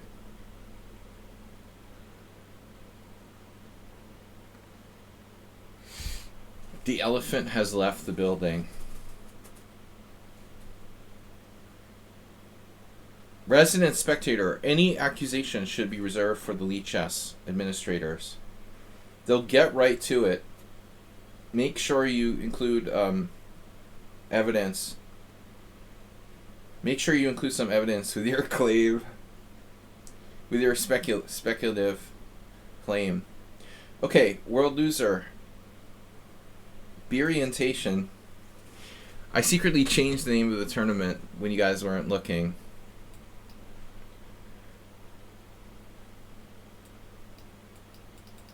Beeritation. I didn't have time to look at that game I played with World Loser last time, but he didn't like, apparently he didn't like Bishop B5 check. So he's like cutting that out now. Cut it out! Let me guess, F5. Not the safest move. He didn't like the Bishop B5 check last time. Nope, he's going with something more, you know, kind of correct here. You know, Maya, Gapardashvili was playing. She was constantly playing the shit at the World Senior. Stuff like this with black. That was like her specialty. She was doing really well too. Her rating is like 2200. But she like drew with Anatoly Weiser. Like everyone was struggling to beat her. But at the end she's just started to collapse. I guess she was just tired. What? Alex Scherzer died? Dude, that's crazy.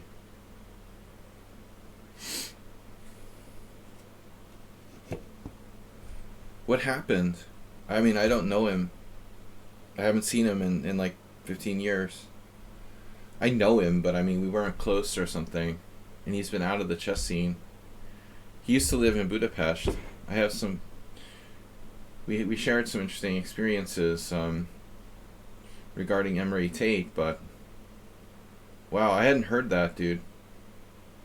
I guess the big question is, like, was it an accident or was he sick? You know, that's... When someone that age, he's really close to my age. Probably a couple years older. I think Alex is 1 or 2 years. You know, I would guess like a year or two older than me. If I remember correctly. I'm not gonna do this. He unexpectedly passed in peace. Unexpectedly means he didn't have like stage 4 cancer, which is the leading cause of death amongst people who are like 50 years old probably. I didn't know him well. Wow, that's crazy. Now both Alex Scherzer, yeah, that's crazy, dude. That's disturbing. Yesterday or the other day, the drummer of Modest Mouse died, who was like 45. These things really start to bother you when you're like 50. The drummer of Modest Mouse was 45. He was the like original like leading, you know, member. I forget his name. But it's like, dude, Scherzer was a few years older than me. He was probably like 52, I guess. Because like when I was a kid and I was on the best list for Scholastic chess players age 16 or something, Alex was probably like the number 1 player for his age, like 18.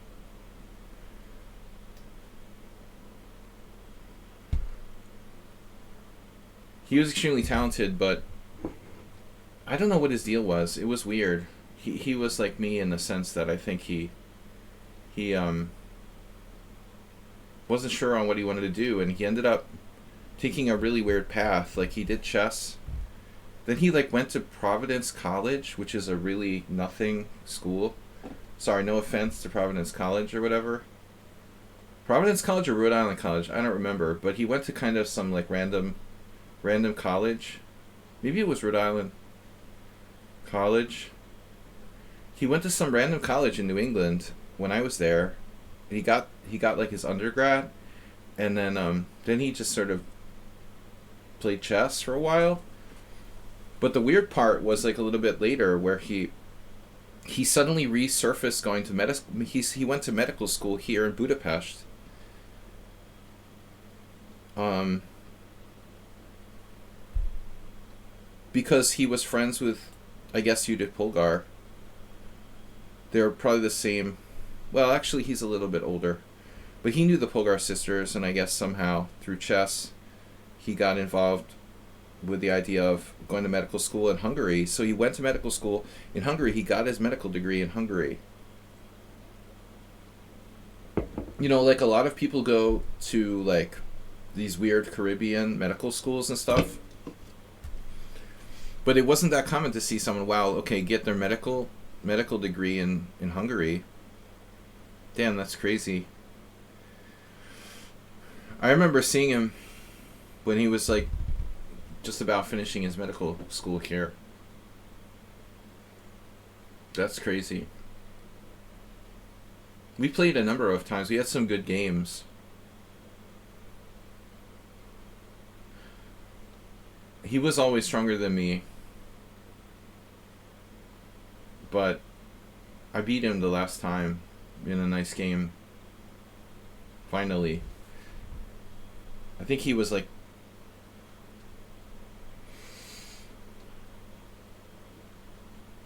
3-0.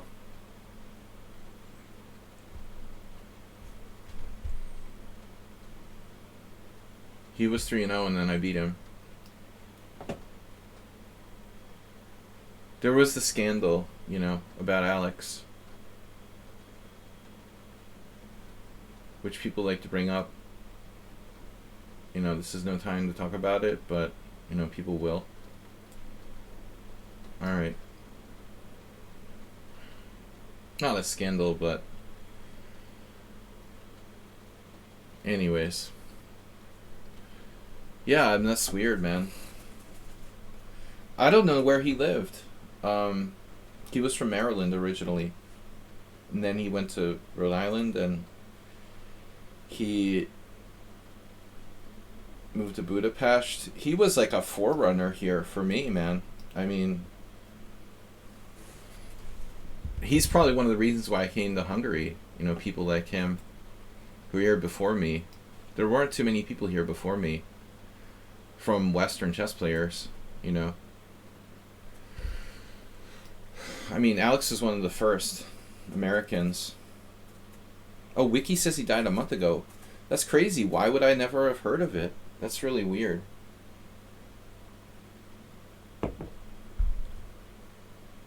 Why would I never have seen that anywhere? That's disturbing. If he died like a month ago. I mean, he was out of the chess sort of world. I never heard of him playing, you know. It's not like Patrick Wolf or something, who was the same generation, but Patrick would occasionally play, even since he kind of left the chess world. Scherzer just like didn't play chess at all, as far as I know.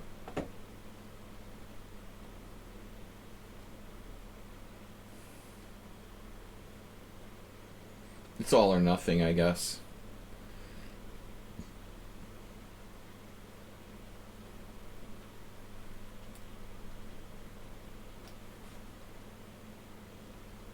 He was a good player. Could have been a contender. Had he not chosen to leave chess, you know, he would have been a really strong GM probably. But it seems like he was always sort of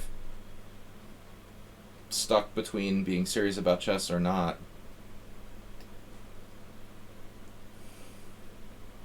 I can identify with that. Yeah, too young to have died. Only the good die young, right? So I'm all set. He was living in Florida. Well, he was a doctor. I don't know what kind of medicine he studied, actually, or practiced. What's up, WJ Loof? All I know is, like, all 4 games I had with Scherzer were memorable.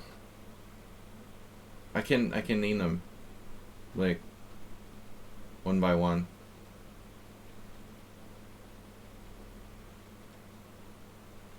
I learned a lot from playing against him, you know.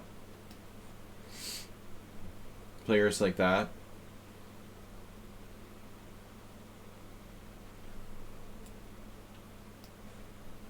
Yeah, I never heard of that site.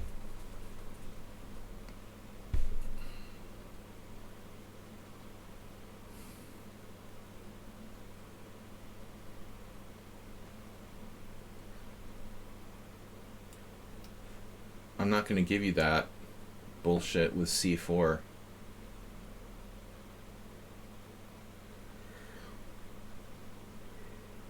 The first time I lost to Scherzer was King's Indian at the Harvard Open. It was like 1991, maybe 1990, I don't remember. It was a Gligorich King's Indian. He messed up the opening and I still got crushed. He misplayed it completely in the opening and still like brutally killed me. That was the first game. Then I lost to him in an Eastern Open, maybe like a year later, with White. This was one of my first E4 games ever. It must have been like 1992.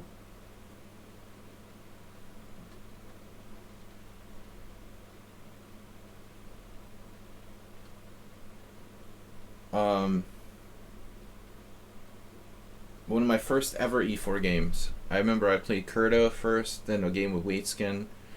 Around the same time, that year, probably 1991, I lost to Alex and on the white side of a Skaveningen or Sozin Sicilian. Then the third time we played, it was in English. I must have played the... How was it? I must have played the English, and he played like e5, bishop e4 against me and beat me. And the fourth time I finally beat him, but it was much, much later. There was a big gap between game 3 and game 4. I lost to Alex the third time in like 1993, and I didn't play him again until 1999, when I was actually pretty strong, and I finally beat him in the World Open. I had a very good result. I remember that was one of the only games where I've ever had to like convert like 2 connected pass pawns. Someone wouldn't resign for a long time. I had like H and G pawns, and he just like played it out for a while and finally resigned. But it was brutal to lose 3 times. You know, I was like, all right, man, you got 3-0 against me. I had a chance to tie for first in the World Open in that tournament, but drew Yudasin in the last round. Maybe it was Kashishvili, I don't remember. I ended up like 6.5 out of 9, but I beat Scherzer in round 8. I remember that. Maybe I played Kashishvili in the last round and drew. It's all about me. No, Alex was a great player. He could have been like 2600. Yeah, cognac. I have some cognac downstairs, some French cognac. It's pretty tough, though.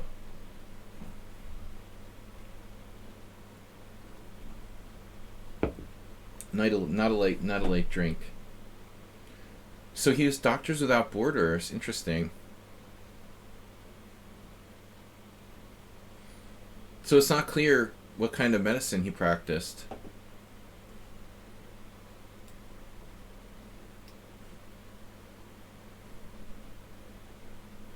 He sort of bored World Loser to death here. But Scherzer was here for the epic Emery Tate meltdown. The most iconic experience ever in Budapest. Tate was like staying in his house when he had this like crazy alcoholic bender and like fell down the escalator at Kossuth Ter, ripping his guts apart. And Scherzer had to like perform surgery on him or something. And Tate like made up all this bullshit. He's totally turned into He just made up all kinds of crazy stories and shit. He was totally paranoid and delusional. But Alex would have been the only one who actually saw Tate, after he fell down the escalator. It's a huge escalator. He could have died, like, very easily. But instead he got, like, part of his, like... Basically, he got one of the escalator blades, or whatever you call it, like, in his ribs. And then later claimed that, like, the KGB was after him. He just went on a total Bobby Fischer meltdown, creating this, like, heroic story where the KGB was after him with, like, tasers. Kashishvili, 99. So I must have beaten Scherzer in round 8 and then played Georgie in the last round. We had a fighting draw. I, like, sacked 2 pawns and I had compensation.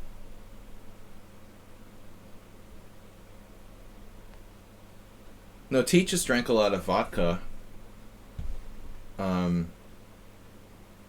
Because I know... Yeah, no, we're talking about Alex Scherzer apparently passed away. And Emery Tate was staying with him when he had this epic meltdown in Budapest. A story that's never really been, like, publicly revealed. Maybe I'll put it in my memoirs. But I'm really only a third party in this. I was here when it happened, but I wasn't, like, with them. So I only heard, like, secondhand the day after what had happened. Scherzer was, like, there when Tate fell down this escalator and almost died. Yeah, Tate was wasted. He was totally out of his mind. Totally out of his mind. Wasted out of his mind on vodka. And he thought the KGB was out to get him with tasers and stuff. So naturally, when he, like, almost died and ripped his ribs apart with the escalator, he made up the story that he had been attacked by KGB agents with tasers. And it was just ridiculous. But it's sad because Scherzer would have been the only one that could, like, verify a lot of the details of that story. Uh-oh. Illuminati. Both Emery Tate and Scherzer are dead now. Oof. Illuminati. Maybe it wasn't paranoid schizophrenia. Maybe Putin's behind it. Coincidence that both Emery Tate and Alex Scherzer are dead? Oligarchs are falling out of windows? And Emery Tate claimed the KGB was out to get him. Very suspicious. Yeah, the more I think about it, the stranger it is. Tate was in the army. He was a Russian. I don't know what he did, man. He's fluent in he was fluent in Russian, and he worked for this kind of thing. He was doing that kind of thing, maybe spying on the Russians. I don't know. But he was totally paranoid and convinced the Russians were out to get him. And you're being in, like, Budapest in 1999 or whenever it was. I don't know. You know, it was, like, easy for him to imagine the Russians, you know, were around still in Budapest. And even though they should have been gone, we still have a presence here. I mean, the Russian embassy is probably one of the only ones in Europe that still has Russian spies in it. But it's just down the street from me. It's believable in a way. But I knew Tate, you know, he was totally insane. He was a brilliant guy, you know, but freaking crazy too, you know. He had that Bobby Fischer-esque trait. He won brilliant games, but he also lost like an idiot against people sometimes too. The grandmasters would, like, make fun of him, you know. I mean, it was kind of weird. In some respects, he was a genius. In other respects, he was like a moron. I mean, it was hard to take him seriously. Some of the strong players were just like they would joke about him, but at the same time, he also played amazingly brilliant games. So you had to take him seriously over the board, but he wasn't like the great chess god he pretended he was. He was very fallible, and he also played a lot of horrible games, though he was drunk a lot, probably. It would be good for someone to like write a book about his life.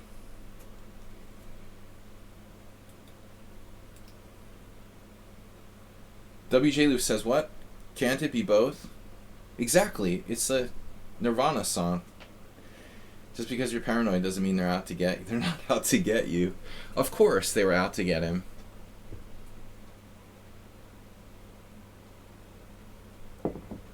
Saeed needs to go. Saeed needs to go to endgame camp.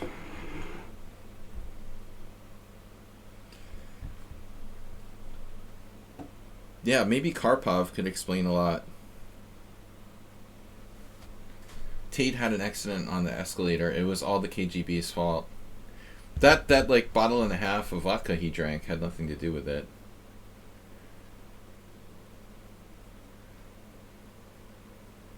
A6, good move. White is lost. Yeah, I'm sure like PTSD goes undiagnosed. Most people who have become... Wojtkiewicz also had PTSD. That's why he was an alcoholic. He was in the freaking Russian Gulag after the fall of the Soviet Union, or before the fall of the Soviet Union, because he didn't want to be in the army. So they freaking tortured him in the Gulag. He became an alcoholic. People just don't become alcoholics for like random reasons.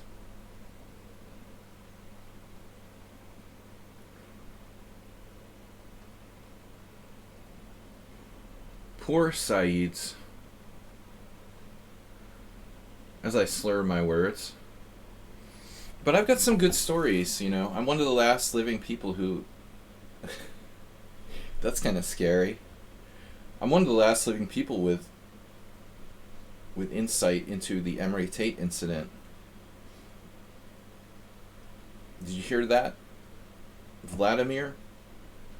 If your agents are here in Budapest, come and get me. Tate was pissed the last time I met him. I reminded him that he was wanted for not paying his entry fees here with the chess organizers, and he was really belligerent with me. That was the last time I saw him, in 2006, I think. Possible I saw him after that. It was 2006, yeah. He died in like 2000 something. Dude, the Untold Chronicles of SLADGIE.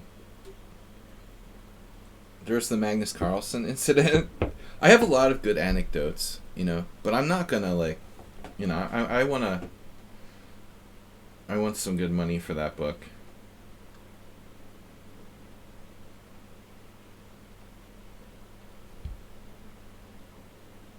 But I didn't believe Tate at all, I thought his story was complete bullshit, 100%.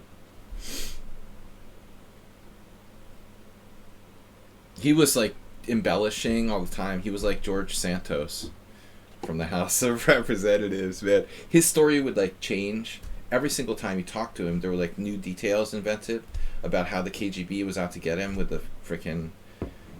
It was ridiculous, He didn't remember that he like told you the story before, and now he's like changing the details about it.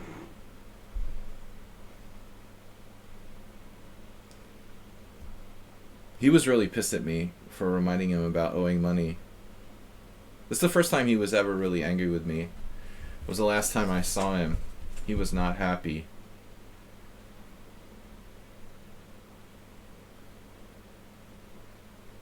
Pascal! Anyway. Alright. 2 more rounds to go. They changed his vodka with poisoned water.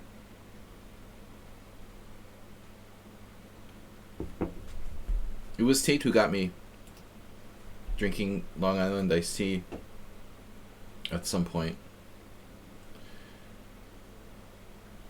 Those are dangerous. You have a friend who's always imagining something out there, how he was hired by NASA to design some secret craft.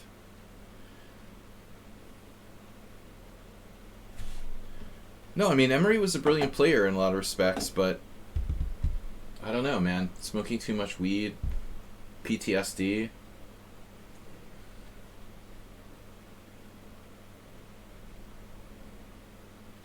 Should I play H6 today? No.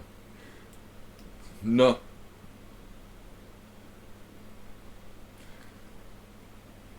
I had this neighbor who claimed he saw a spaceship for real, and he was like a real serious guy who was weird. I'm kind of neutral on the whole aliens, the ancient aliens thing.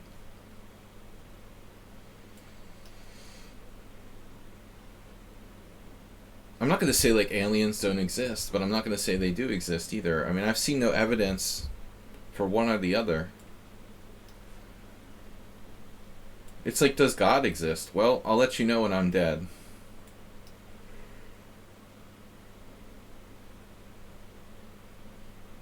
Husky.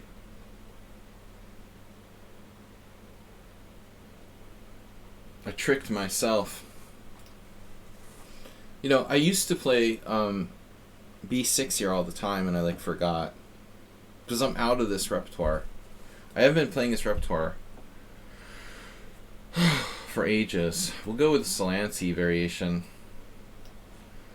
My old friend, Emil the Farmer. Your stepdad was a NASA engineer. Impressive.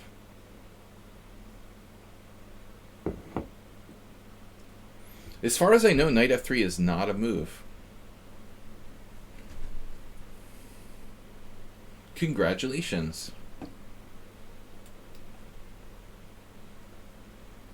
Yeah, like, I was very depressed by changing subject now to space. My son, who's like 12 years old, inspiringly said, like, watching Star Trek, Mr. Coffee would appreciate this, inspired him to be interested in science and space. And William Shatner goes to the edge of space, which is basically nothing, you know, with it's kind of like BFD. Goes to the edge of space, you're not even like in orbit or anything, and claimed that, you know, all he saw outside was like death. I'm sorry, I mean, I studied psychology. William Shatner is like 90 years old, and he's like at the age where, you know, he's probably focusing on, you know, this is the end of my life coming up soon. You know, it's natural that you would look at it in a very negative light, like you're gonna die or something. There's all death around you. But the Shatner thing about being on the edge of space and just seeing death everywhere, he has this quote about it. You know, I mean, that's like super negative, man. You're not even out of Earth's atmosphere, and you're pronouncing that like you see nothing but death. I mean, dude, I feel like it's just in the moment, you know. You it's like perception. You see what you want to see. William Shatner, 90-year-old man, sees death. Maybe he was tired. Maybe he was in a bad mood that day. I don't know, you know, but he came out, yeah, I mean, that was weird. That was weird for me. We're real solid here. It was depressing, you know. He was like, all I saw was death. Dude, there's like millions of like light years between planets. Of course there's gonna be like nothing there. Okay, he made a positive point about the whole thing, that like we should take care of our planet, he tried to kind of make that point that we need to take better care of Earth. But at the same time, it came off very negative to me, I think it's a question of perception. If you're in a negative mind frame at the time, when you're feeling something, it's going to influence your conclusions very heavily.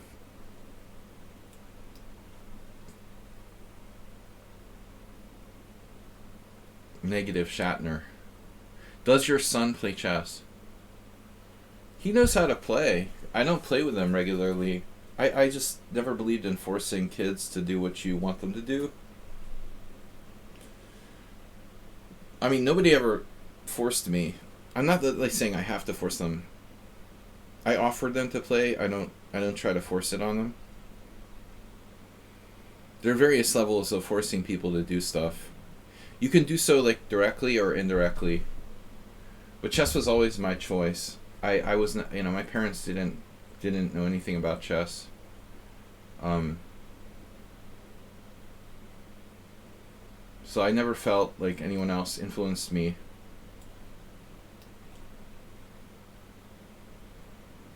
Projection is just how you perceive most of the time.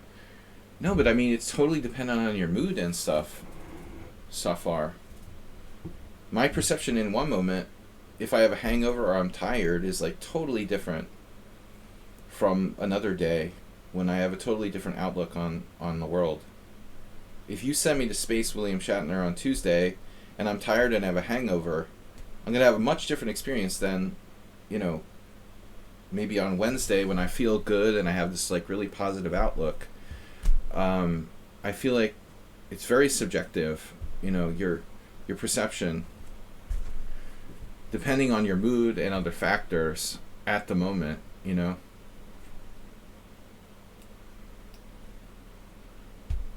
that day,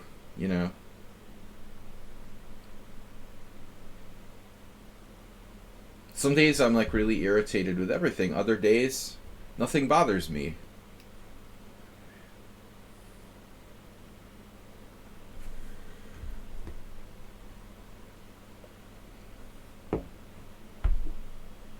What's happening here? No philosophical arguments while I play. This guy's really getting strong, huh? 95.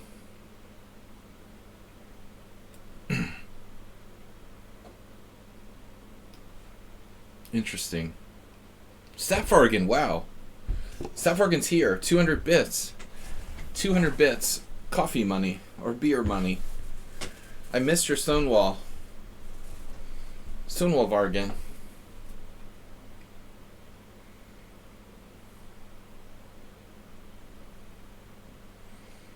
No philosophical discussions while I lose. Critical 5th round game. 6th round. Husky. Husky's tough.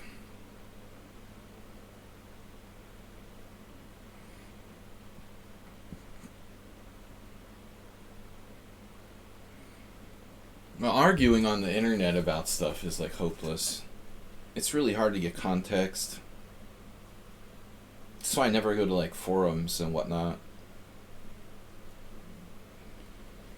Much better to argue in person, or argue, shall I say, not argue, but banter or such. Give me that. Give me that pawn.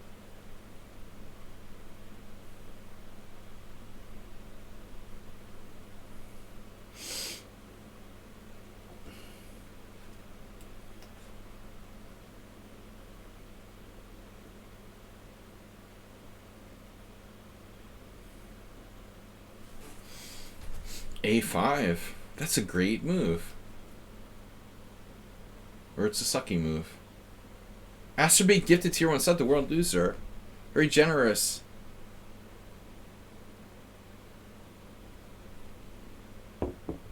Acerbot. Remembering our former moderator. I'm sure he wants to be remembered as more than our former moderator. World loser. Loser of worlds. Well, keep pressure on this pawn. Because otherwise, you know, you might have a problem. It's a good thing he can't go rook a1. Did I tell you guys? Astrobate is gifted 396 gift subs, but we've been streaming for a long time. Can you please stop harassing me? Thank you, bro.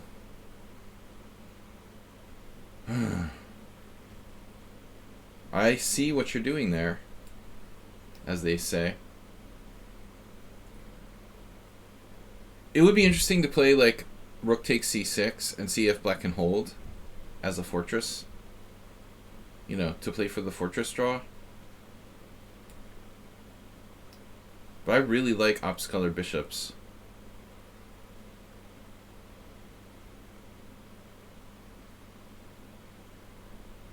The older I get, the more I like ops-colored bishops. Bishops. Does that make me weird?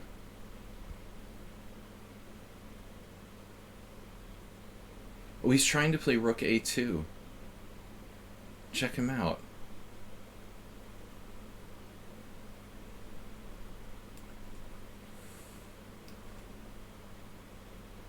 I haven't decided if I'm trying to lose, win, or draw here. That's a problem, actually. I do normally recommend having a game plan. Oftentimes having no game plan is the problem. Objectively, like, black is fine. But at the same time, I can't really say I'm better. So it's kind of awkward. Am I playing to win, lose, or draw here?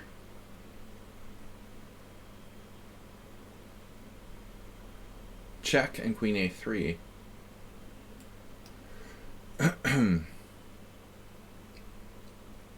Yeah, but I mean, what's the freaking plan, man? Sacks his queen. Sacks Fifth Avenue. Yeah, like, what am I doing if I play queen a3? I mean, maybe I need to be more careful. f5 is very careful. Now that's a careful move. I hope he doesn't play f4.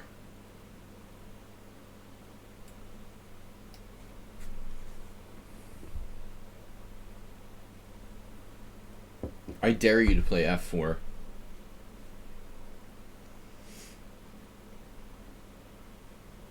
He went for the A file.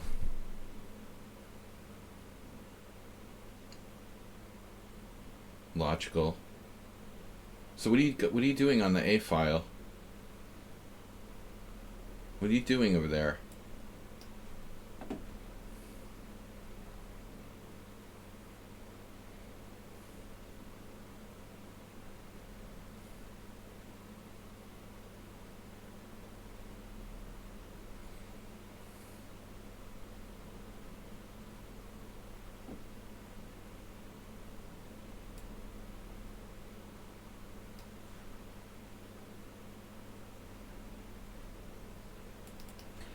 I don't know. I'm offering a draw. Wow. He is not satisfied.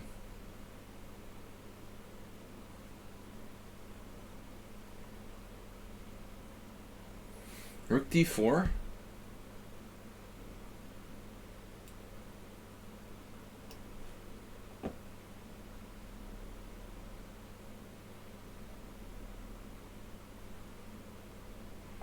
Queen f3.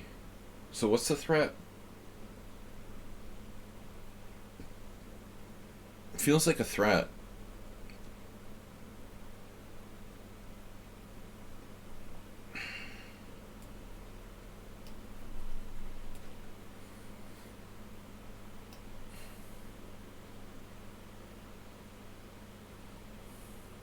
Jesus Christ.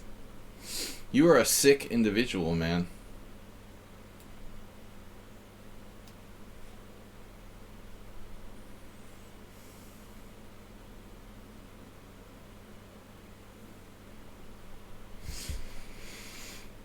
You are a sick individual. And you need treatment.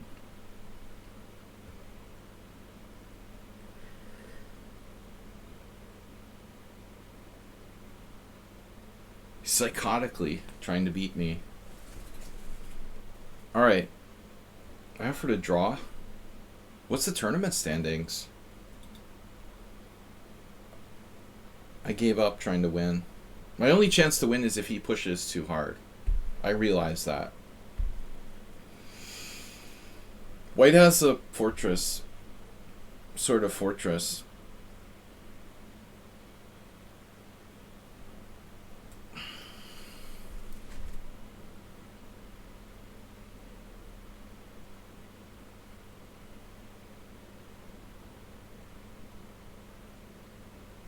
No, I say we go with this.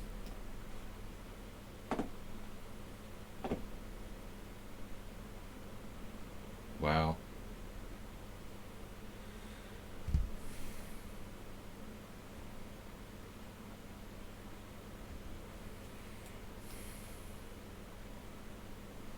Breaks Keith. Donated 500 bits. Post gift sub. Thanks, Breaks Keith. Husky had a clear win of a pawn there with bishop f3.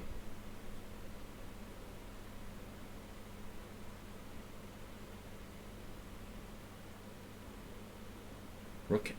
Where? Where's?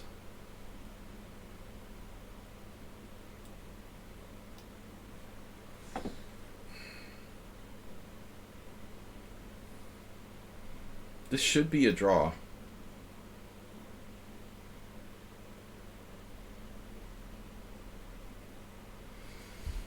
I feel like he missed some chance.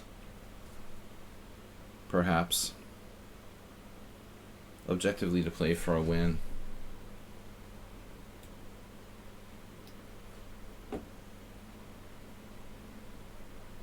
Maybe I missed a chance to play f4. I don't know when. It's pretty risky. If I were to play f4 like now, it's too late, bro.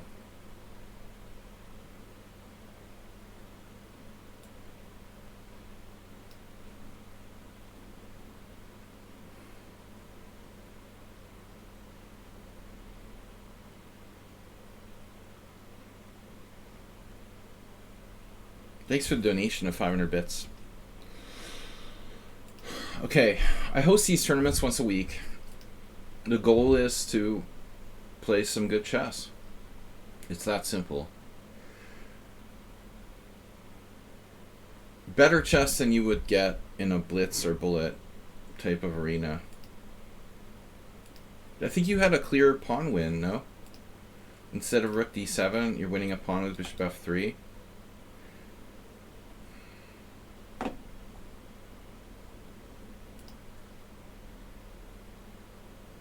He played a great game, but missed this pretty obvious move here. And I'm just losing my h-pawn, and I'm probably going to lose the game as a result of this. h4, e3. Oh my god, I had a defense. Rook a1. Wow. That saves me. Dude, this is not a joke. This move literally saves me. Oh my god. That saves black. I didn't see it. I have rook a1. The double pawns don't matter. Like, that won't win for white. He needs to win the h-pawn clean. I wouldn't have seen it. It's so funny because the computer gives me credit for playing a really good game. I would have missed rook a1. Probably.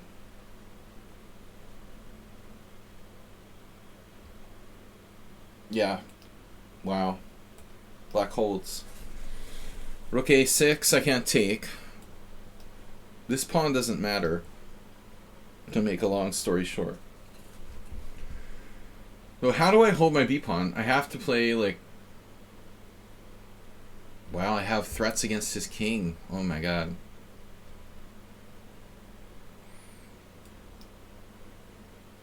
There's like bishop e5, rook g1, and rook g8. And then mating attack against h2. But this is safer. I think rook b8 might be a good idea. Alright, so I didn't really have any winning chances there. Vampire Abbey. Boy, that's an old one. Boy, that takes me back in time. Asterbate donated 5 gift subs to Ito the King, or Idaho, Alex MHP, First Grader, T Streets, and Morphe. Alright. Thank you guys. Thank you, Asterbate. Don't lose all your bits in one go. We have one more round to go. Speaking of one go. Yeah, perfect game by both sides, almost. Man, I'm still trailing the leaders. Doesn't anybody have a game to beat these guys? Jesus Christ. I've played them both. I drew them both. No, I lost against Aldisto, of course. It would take a miracle for me to win the tournament. Can we get a miracle? Can the New England Patriots beat the Buffalo Bills next week? The chances of that, it's like 7 deuce beating pocket aces.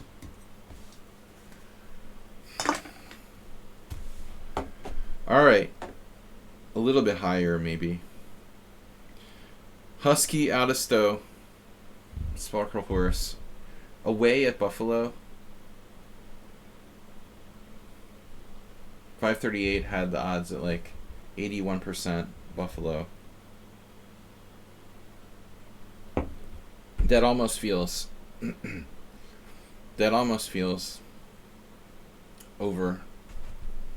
overestimating. Buffalo's going to rally because their player is in the hospital with a heart attack and heart failure or heart stoppage. Plus they're at home. Patriots don't deserve to be in the playoffs. Next round, 1 minute. Alright. Showdown between Husky and Aldisto. They both drew. That's funny. Who did Aldisto draw with? Uber Driver. The unbeatable. So Uber Driver might we see Uber Driver Husky in the last round? If you nick him for a draw and I win, we really need a Husky defeat, but I'm still going to finish behind one of those guys on tie breaks even if I win the last game. The worst would be like if I had to play, if I play Uber Driver, I'm protesting against Lichess. I'm serious. Pyrat has 4 points on the streak starter. Thank you guys for donating, supporting the stream. Sporting the new rally cap.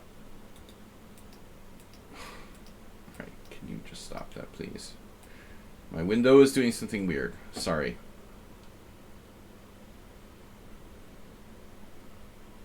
TP bot. Tier 100. Oh my god. The only player who could like upset my rivals I get paired with. Are you serious? I mean, it's not the only one, like World Loser, but where's World Loser in the standings? Or Zen Chess? They're gone. Why would I get paired with Uber Driver? But Uber Driver could never beat them anyway, so it doesn't matter. He would just like draw the other guy. You would draw against Husky. Maybe someone random player has a better chance of beating him. What I really need is a win. Someone to beat Husky. Uber Driver would just draw. It's useless anyway.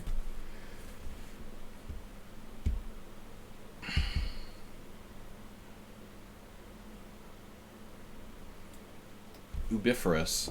Are you Fed Powell, Uber Driver? Did you create a new Twitch handle called Fed Powell? I thought it was you for sure. I know how much you like the Federal Reserve and interest rate hikes, so I figure that was probably you. Am I right?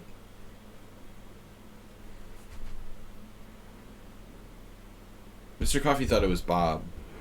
There's no way that Bob would make Jerome Powell Twitch handle. He's just not interested enough in economics. Okay, he has some interest, but I don't think he would choose that. It's not even like sexual in nature. All right, Uber driver, you're asking for it here. Why are you asking for it? I don't know if this is the right opening for Uber driver to play. For Uber drivers,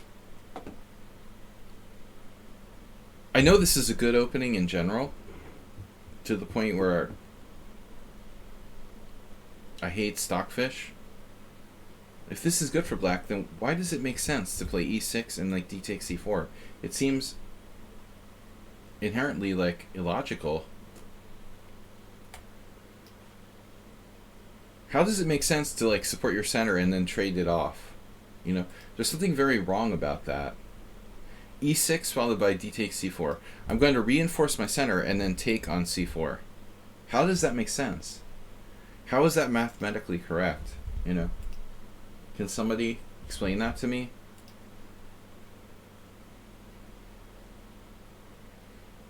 It's not about reinforcing his center. I'm talking to myself now. e6 is not about reinforcing his center. It's about just like developing this bishop.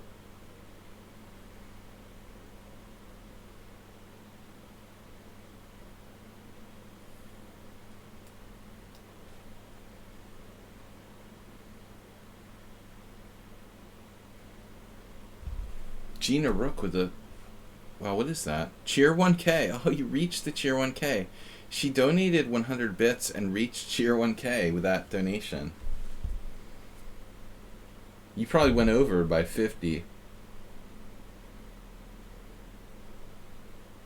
You got the 1K bit badge.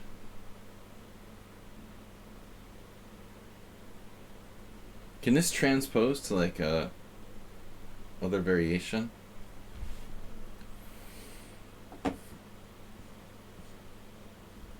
I think this is too sharp for Uber driver, honestly. You shouldn't be playing this.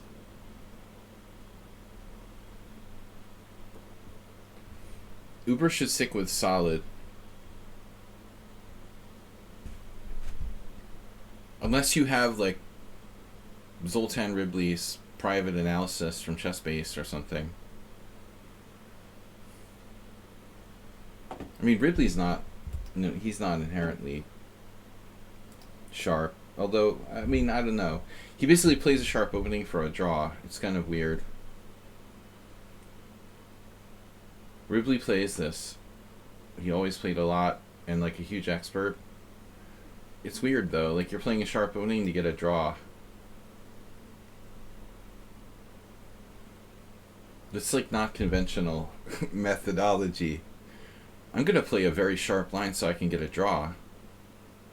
I guess with black that's okay, you know.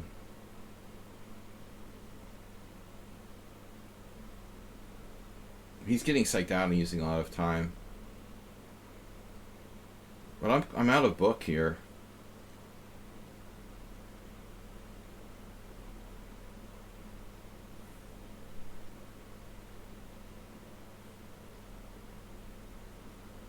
I honestly don't really understand this position. I think that black did something wrong. I'm starting to think that black did something wrong. Only now. Arthur Bisguy recommends knight 92. Queen f4. Feels like, you know, shouldn't you have done an exchange on c3 at some point, bro?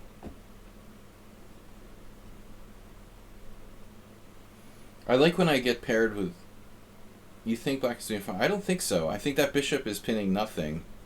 And something is not right about that. That doesn't seem right to me. You know, he should have made an exchange while it was still check on c3 or something. I don't know. Maybe black's okay. But that does seem pretty funky to me. I mean, what is that bishop doing out there on b4? Pinning nothing here. I mean, I could just play rook c1 or some sort of robotic move now. But the point is to rip his face off, right?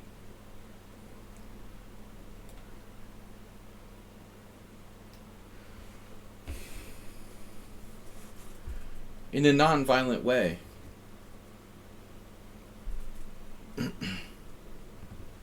I mean that in the best possible way. Very close to like killing you here. Killing you softly with his love, right? The direct approach.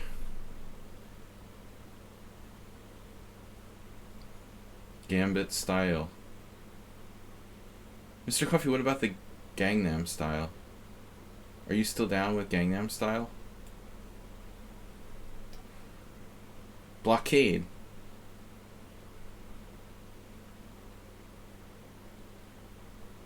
It's easy to psych out Uber driver. Before I knew who he was, I had a real tough time against him. But once I knew who he was, his real identity, then it was easy. He was much stronger when he was anonymous.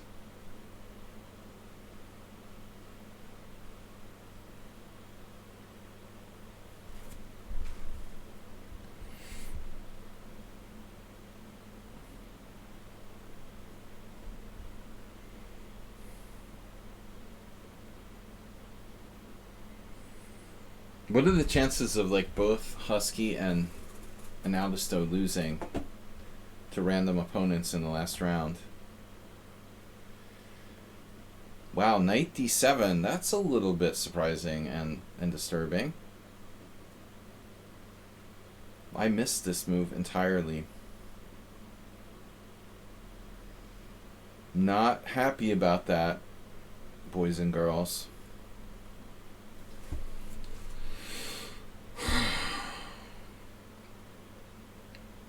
But I mean, you know, maybe I missed it because it sucks, you know, at the end of the day.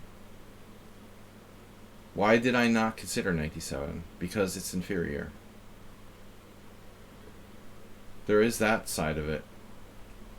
If it was a good move, I would have foreseen this. Maybe.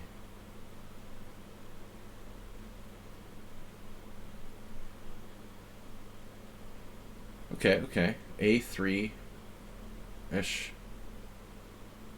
There's all kinds of fun stuff we could do here with this position.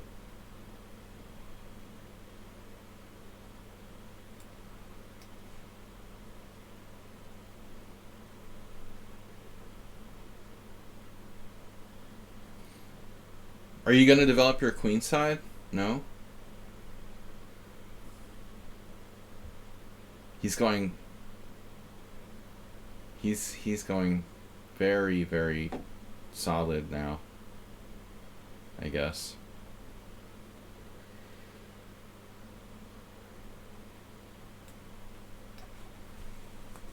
You can't get much more solid than that.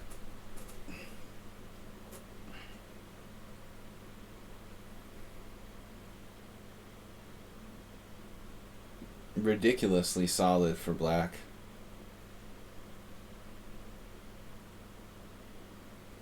Trust your Gangnam style. You know, he's like, I never realized what a draw troll he was. He's always playing for a draw.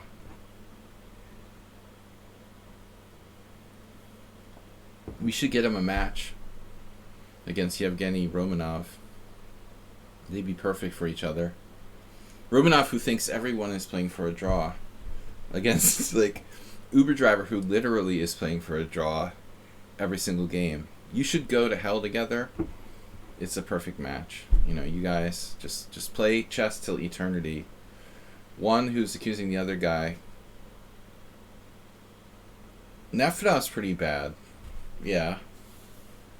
But I feel like Nefedov somehow, he uses the draws as, what's up, Chemical Culture? I saw you playing your sister dancing around the other day.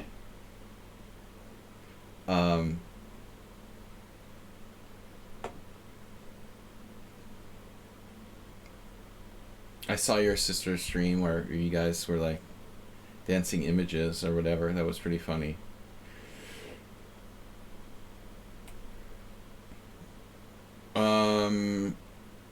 Yeah. Nefedov, I feel like Nefedov uses, he uses the draws as like a means of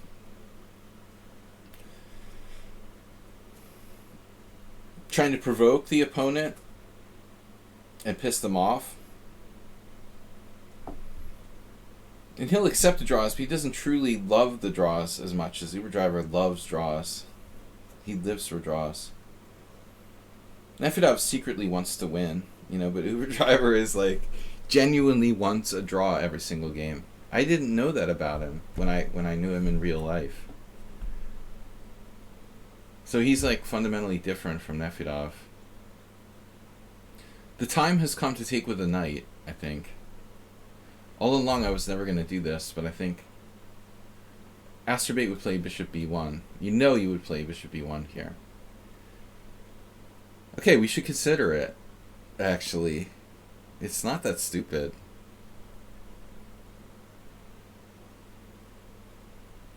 Rook c1.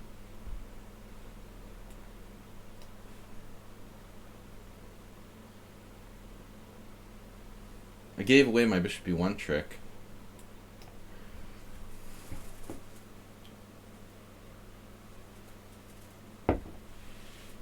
He should play like rook c8 or something. Man, that champagne is delicious.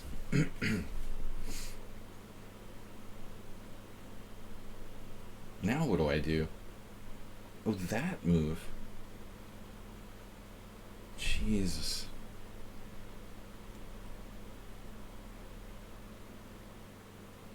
If I play h4, you just, like, rip it? Rip it. Rip it.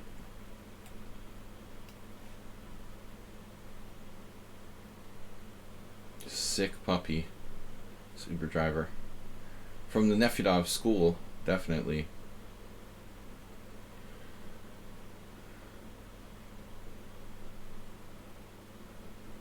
If he gets his white bishop on that, this is what you're talking about, right?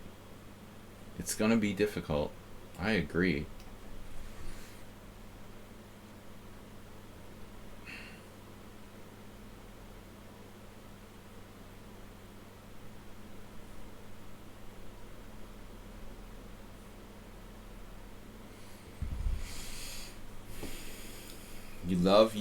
You're gonna love you some exchanges, right? You love exchanges. You love exchanges. Exchanges are the heart of chess, the soul of chess. That's like Uber Driver's underlying philosophy. Exchanges are the soul of chess. I like making fun of him. I mean, it's fun, but objectively, you gotta give him credit for being a pretty solid customer.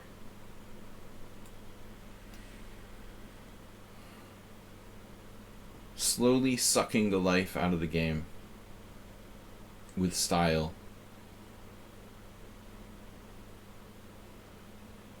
I mean, now we're talking. Now we're talking.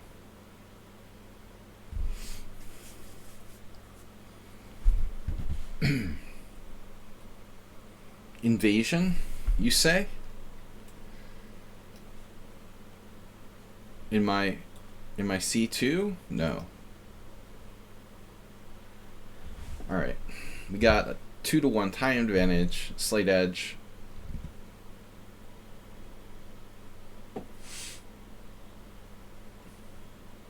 Queen C4.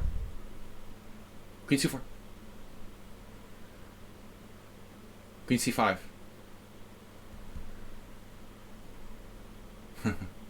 He saw that. He sees everything. It's like ridiculous. He sees freaking everything. This guy.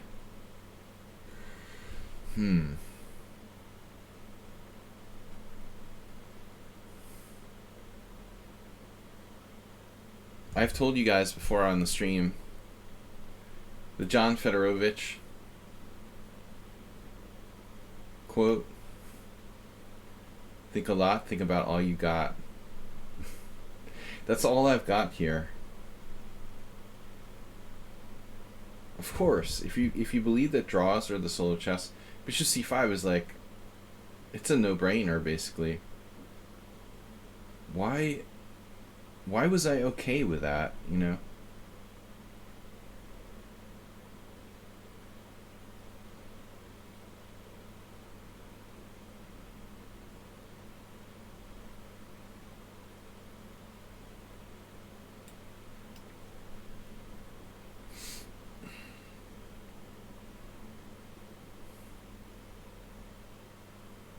I shouldn't have allowed that. But that's, you know, I'm not sure he should actually take. Wait till has a slight edge. Though objectively, maybe it's the best move, I don't know. What do I know? I know that's a bad move.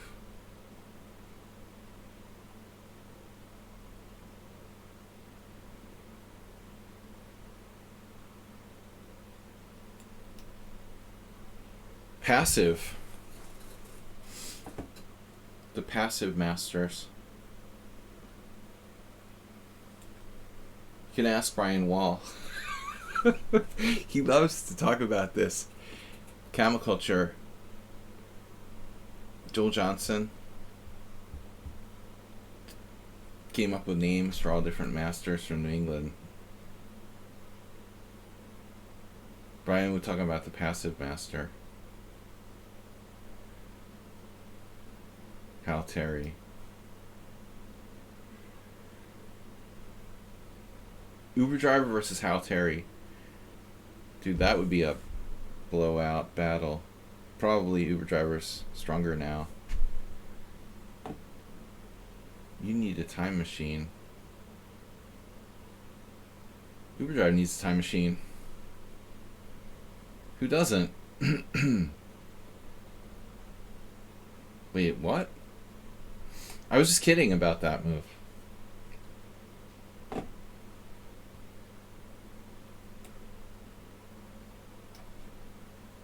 You know he's going to exchange.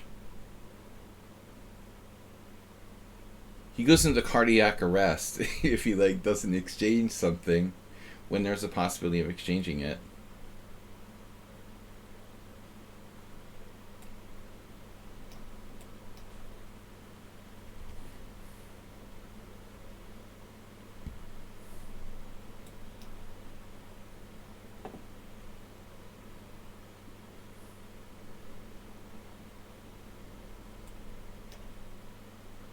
He actually pre-moved. H takes G. Wow. This is quite interesting.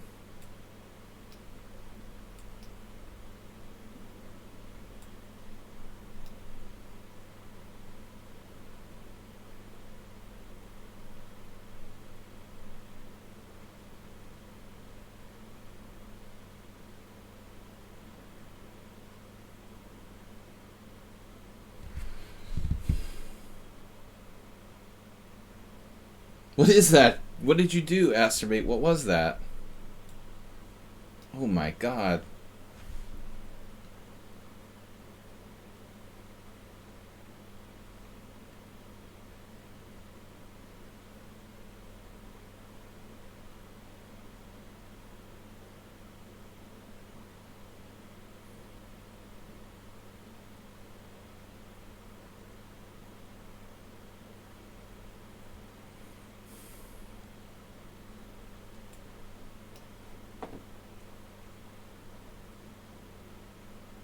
Mr. Coffee, what did you do?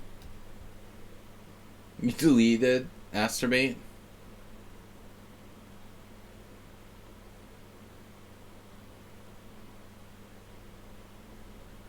Can't delete our Asterbate. Not so easy to delete.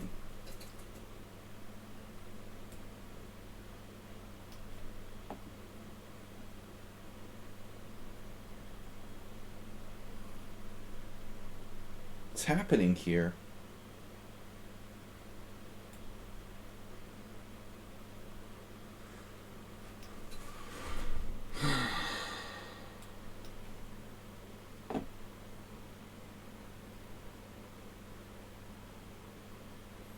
Thanks, Mr. Coffee. That was a close one.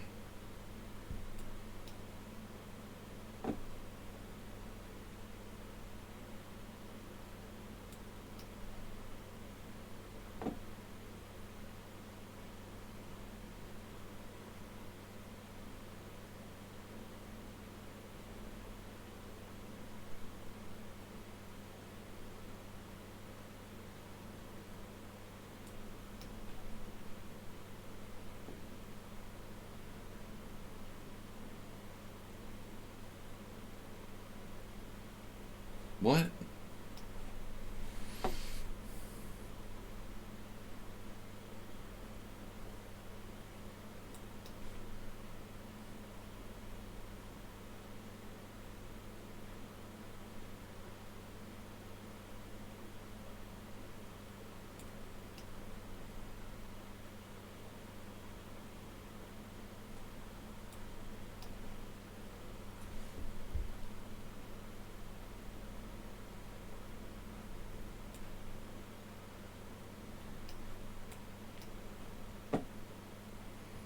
I can't believe this.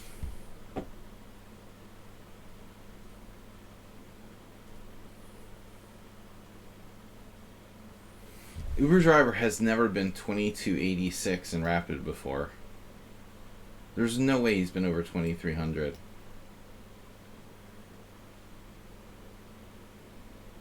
He wants to draw so much.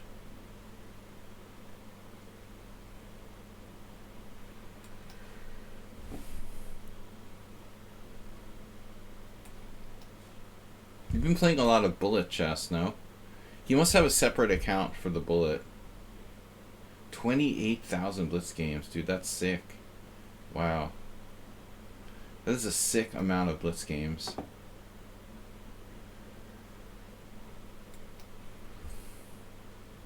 No.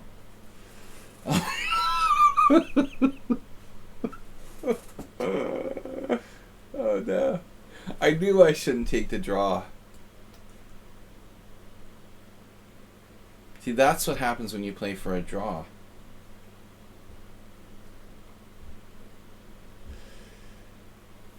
This is where you like. This is where you kill yourself. I use the Husky system, playing for a win. I learned from Husky. You just move around for like 100 moves. You just move around for like 100 moves without making progress. Eventually, they'll do something stupid. Poor Uber Driver. Alright. Husky wins the tournament. Wow. Aldisto lost in the last round to Goo. Unbelievable. Well, I feel fortunate to finish second, honestly. I think that's an understatement. Going that last round with Uber Driver, you know, second place is great. Husky got Pirate rated 1500 in the last round, dude. I'm sorry, but that pairing system doesn't work. That's not okay. Aldisto, why didn't Aldisto get like Astrobate in the last round? Wow. Okay, so Husky gets first place deservedly with 2556 performance. I got second with a higher performance rating. I didn't know how that's possible. But I didn't play anyone who was like 1500. Okay. Yeah, so Husky got a low rated opponent in the last round. That lowers his performance rating. First place. I was second, losing against Aldisto, draw with Husky, and 5.5 out of 7. Sorry, Aldisto losing shockingly to Goo in the last round. Nice job with the spoiler, Goo. No draws, 5 and 2. World Loser also was lurking. World Loser. Safe to say that World Loser won on time in the last round. That's a really bad pairing for Tipu Bot. The nightmare pairing. Saeed's with 4. Shakmat. Pirate with 4. That's a good performance. He got 4 out of 7. Uber Driver always starts late. No, I'm not looking at games. Uber Driver, good game until the end. You know, it should have been a draw. Your goal was achieved. Although, actually, if I do look at a game, I just want to show you guys this position from the last round in the end game against Uber Driver. This is kind of, feels to me like kind of unfair, you know, like, this is crazy. Shouldn't white be better here? Ed move 39, and the engine is like, nope. Nothing. But I don't know, man. I have a feeling like it's dangerous to play f6. Are you sure that's the right way to play this? For black? He played f6, giving me a protected passer on the 6th here to activate his king. Yeah, maybe it's right.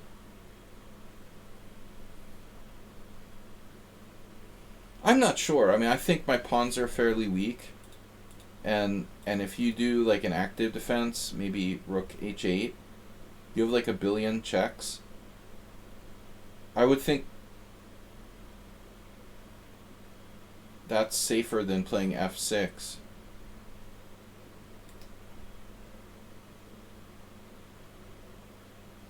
Computer's having very deep dialogue about it with itself now. It's like, oh, they're both good. The truth is there's more than one way to skin a cat, but apparently f6 is the fundamental idea in both variations. Yeah, it's a draw. I mean, it was always a draw. It was basically a perfect game. To a point, till about move 42, when I overstepped here, trying to do the impossible.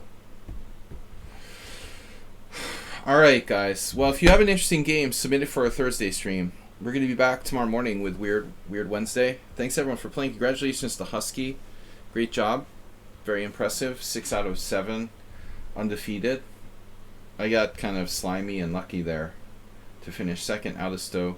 Third, congratulations, guys. Good job. WJ Loof, thanks for being a subscriber as always. Thanks to Asterbate for the gift subs. You're proud of you. You're proud of me for being slimy. Yeah, I mean, I'm not going to give you a draw in the last round with the prize money on the line like that. You got to earn it. Anyway, Uber Driver, it's good to see you back. It's good to have you back. Missed you for the holidays. We'll see you all later. Thanks, everyone, for tuning in. And there will be more streams over the next year. You can be assured. I will see you later. Bye-bye. Bye-bye.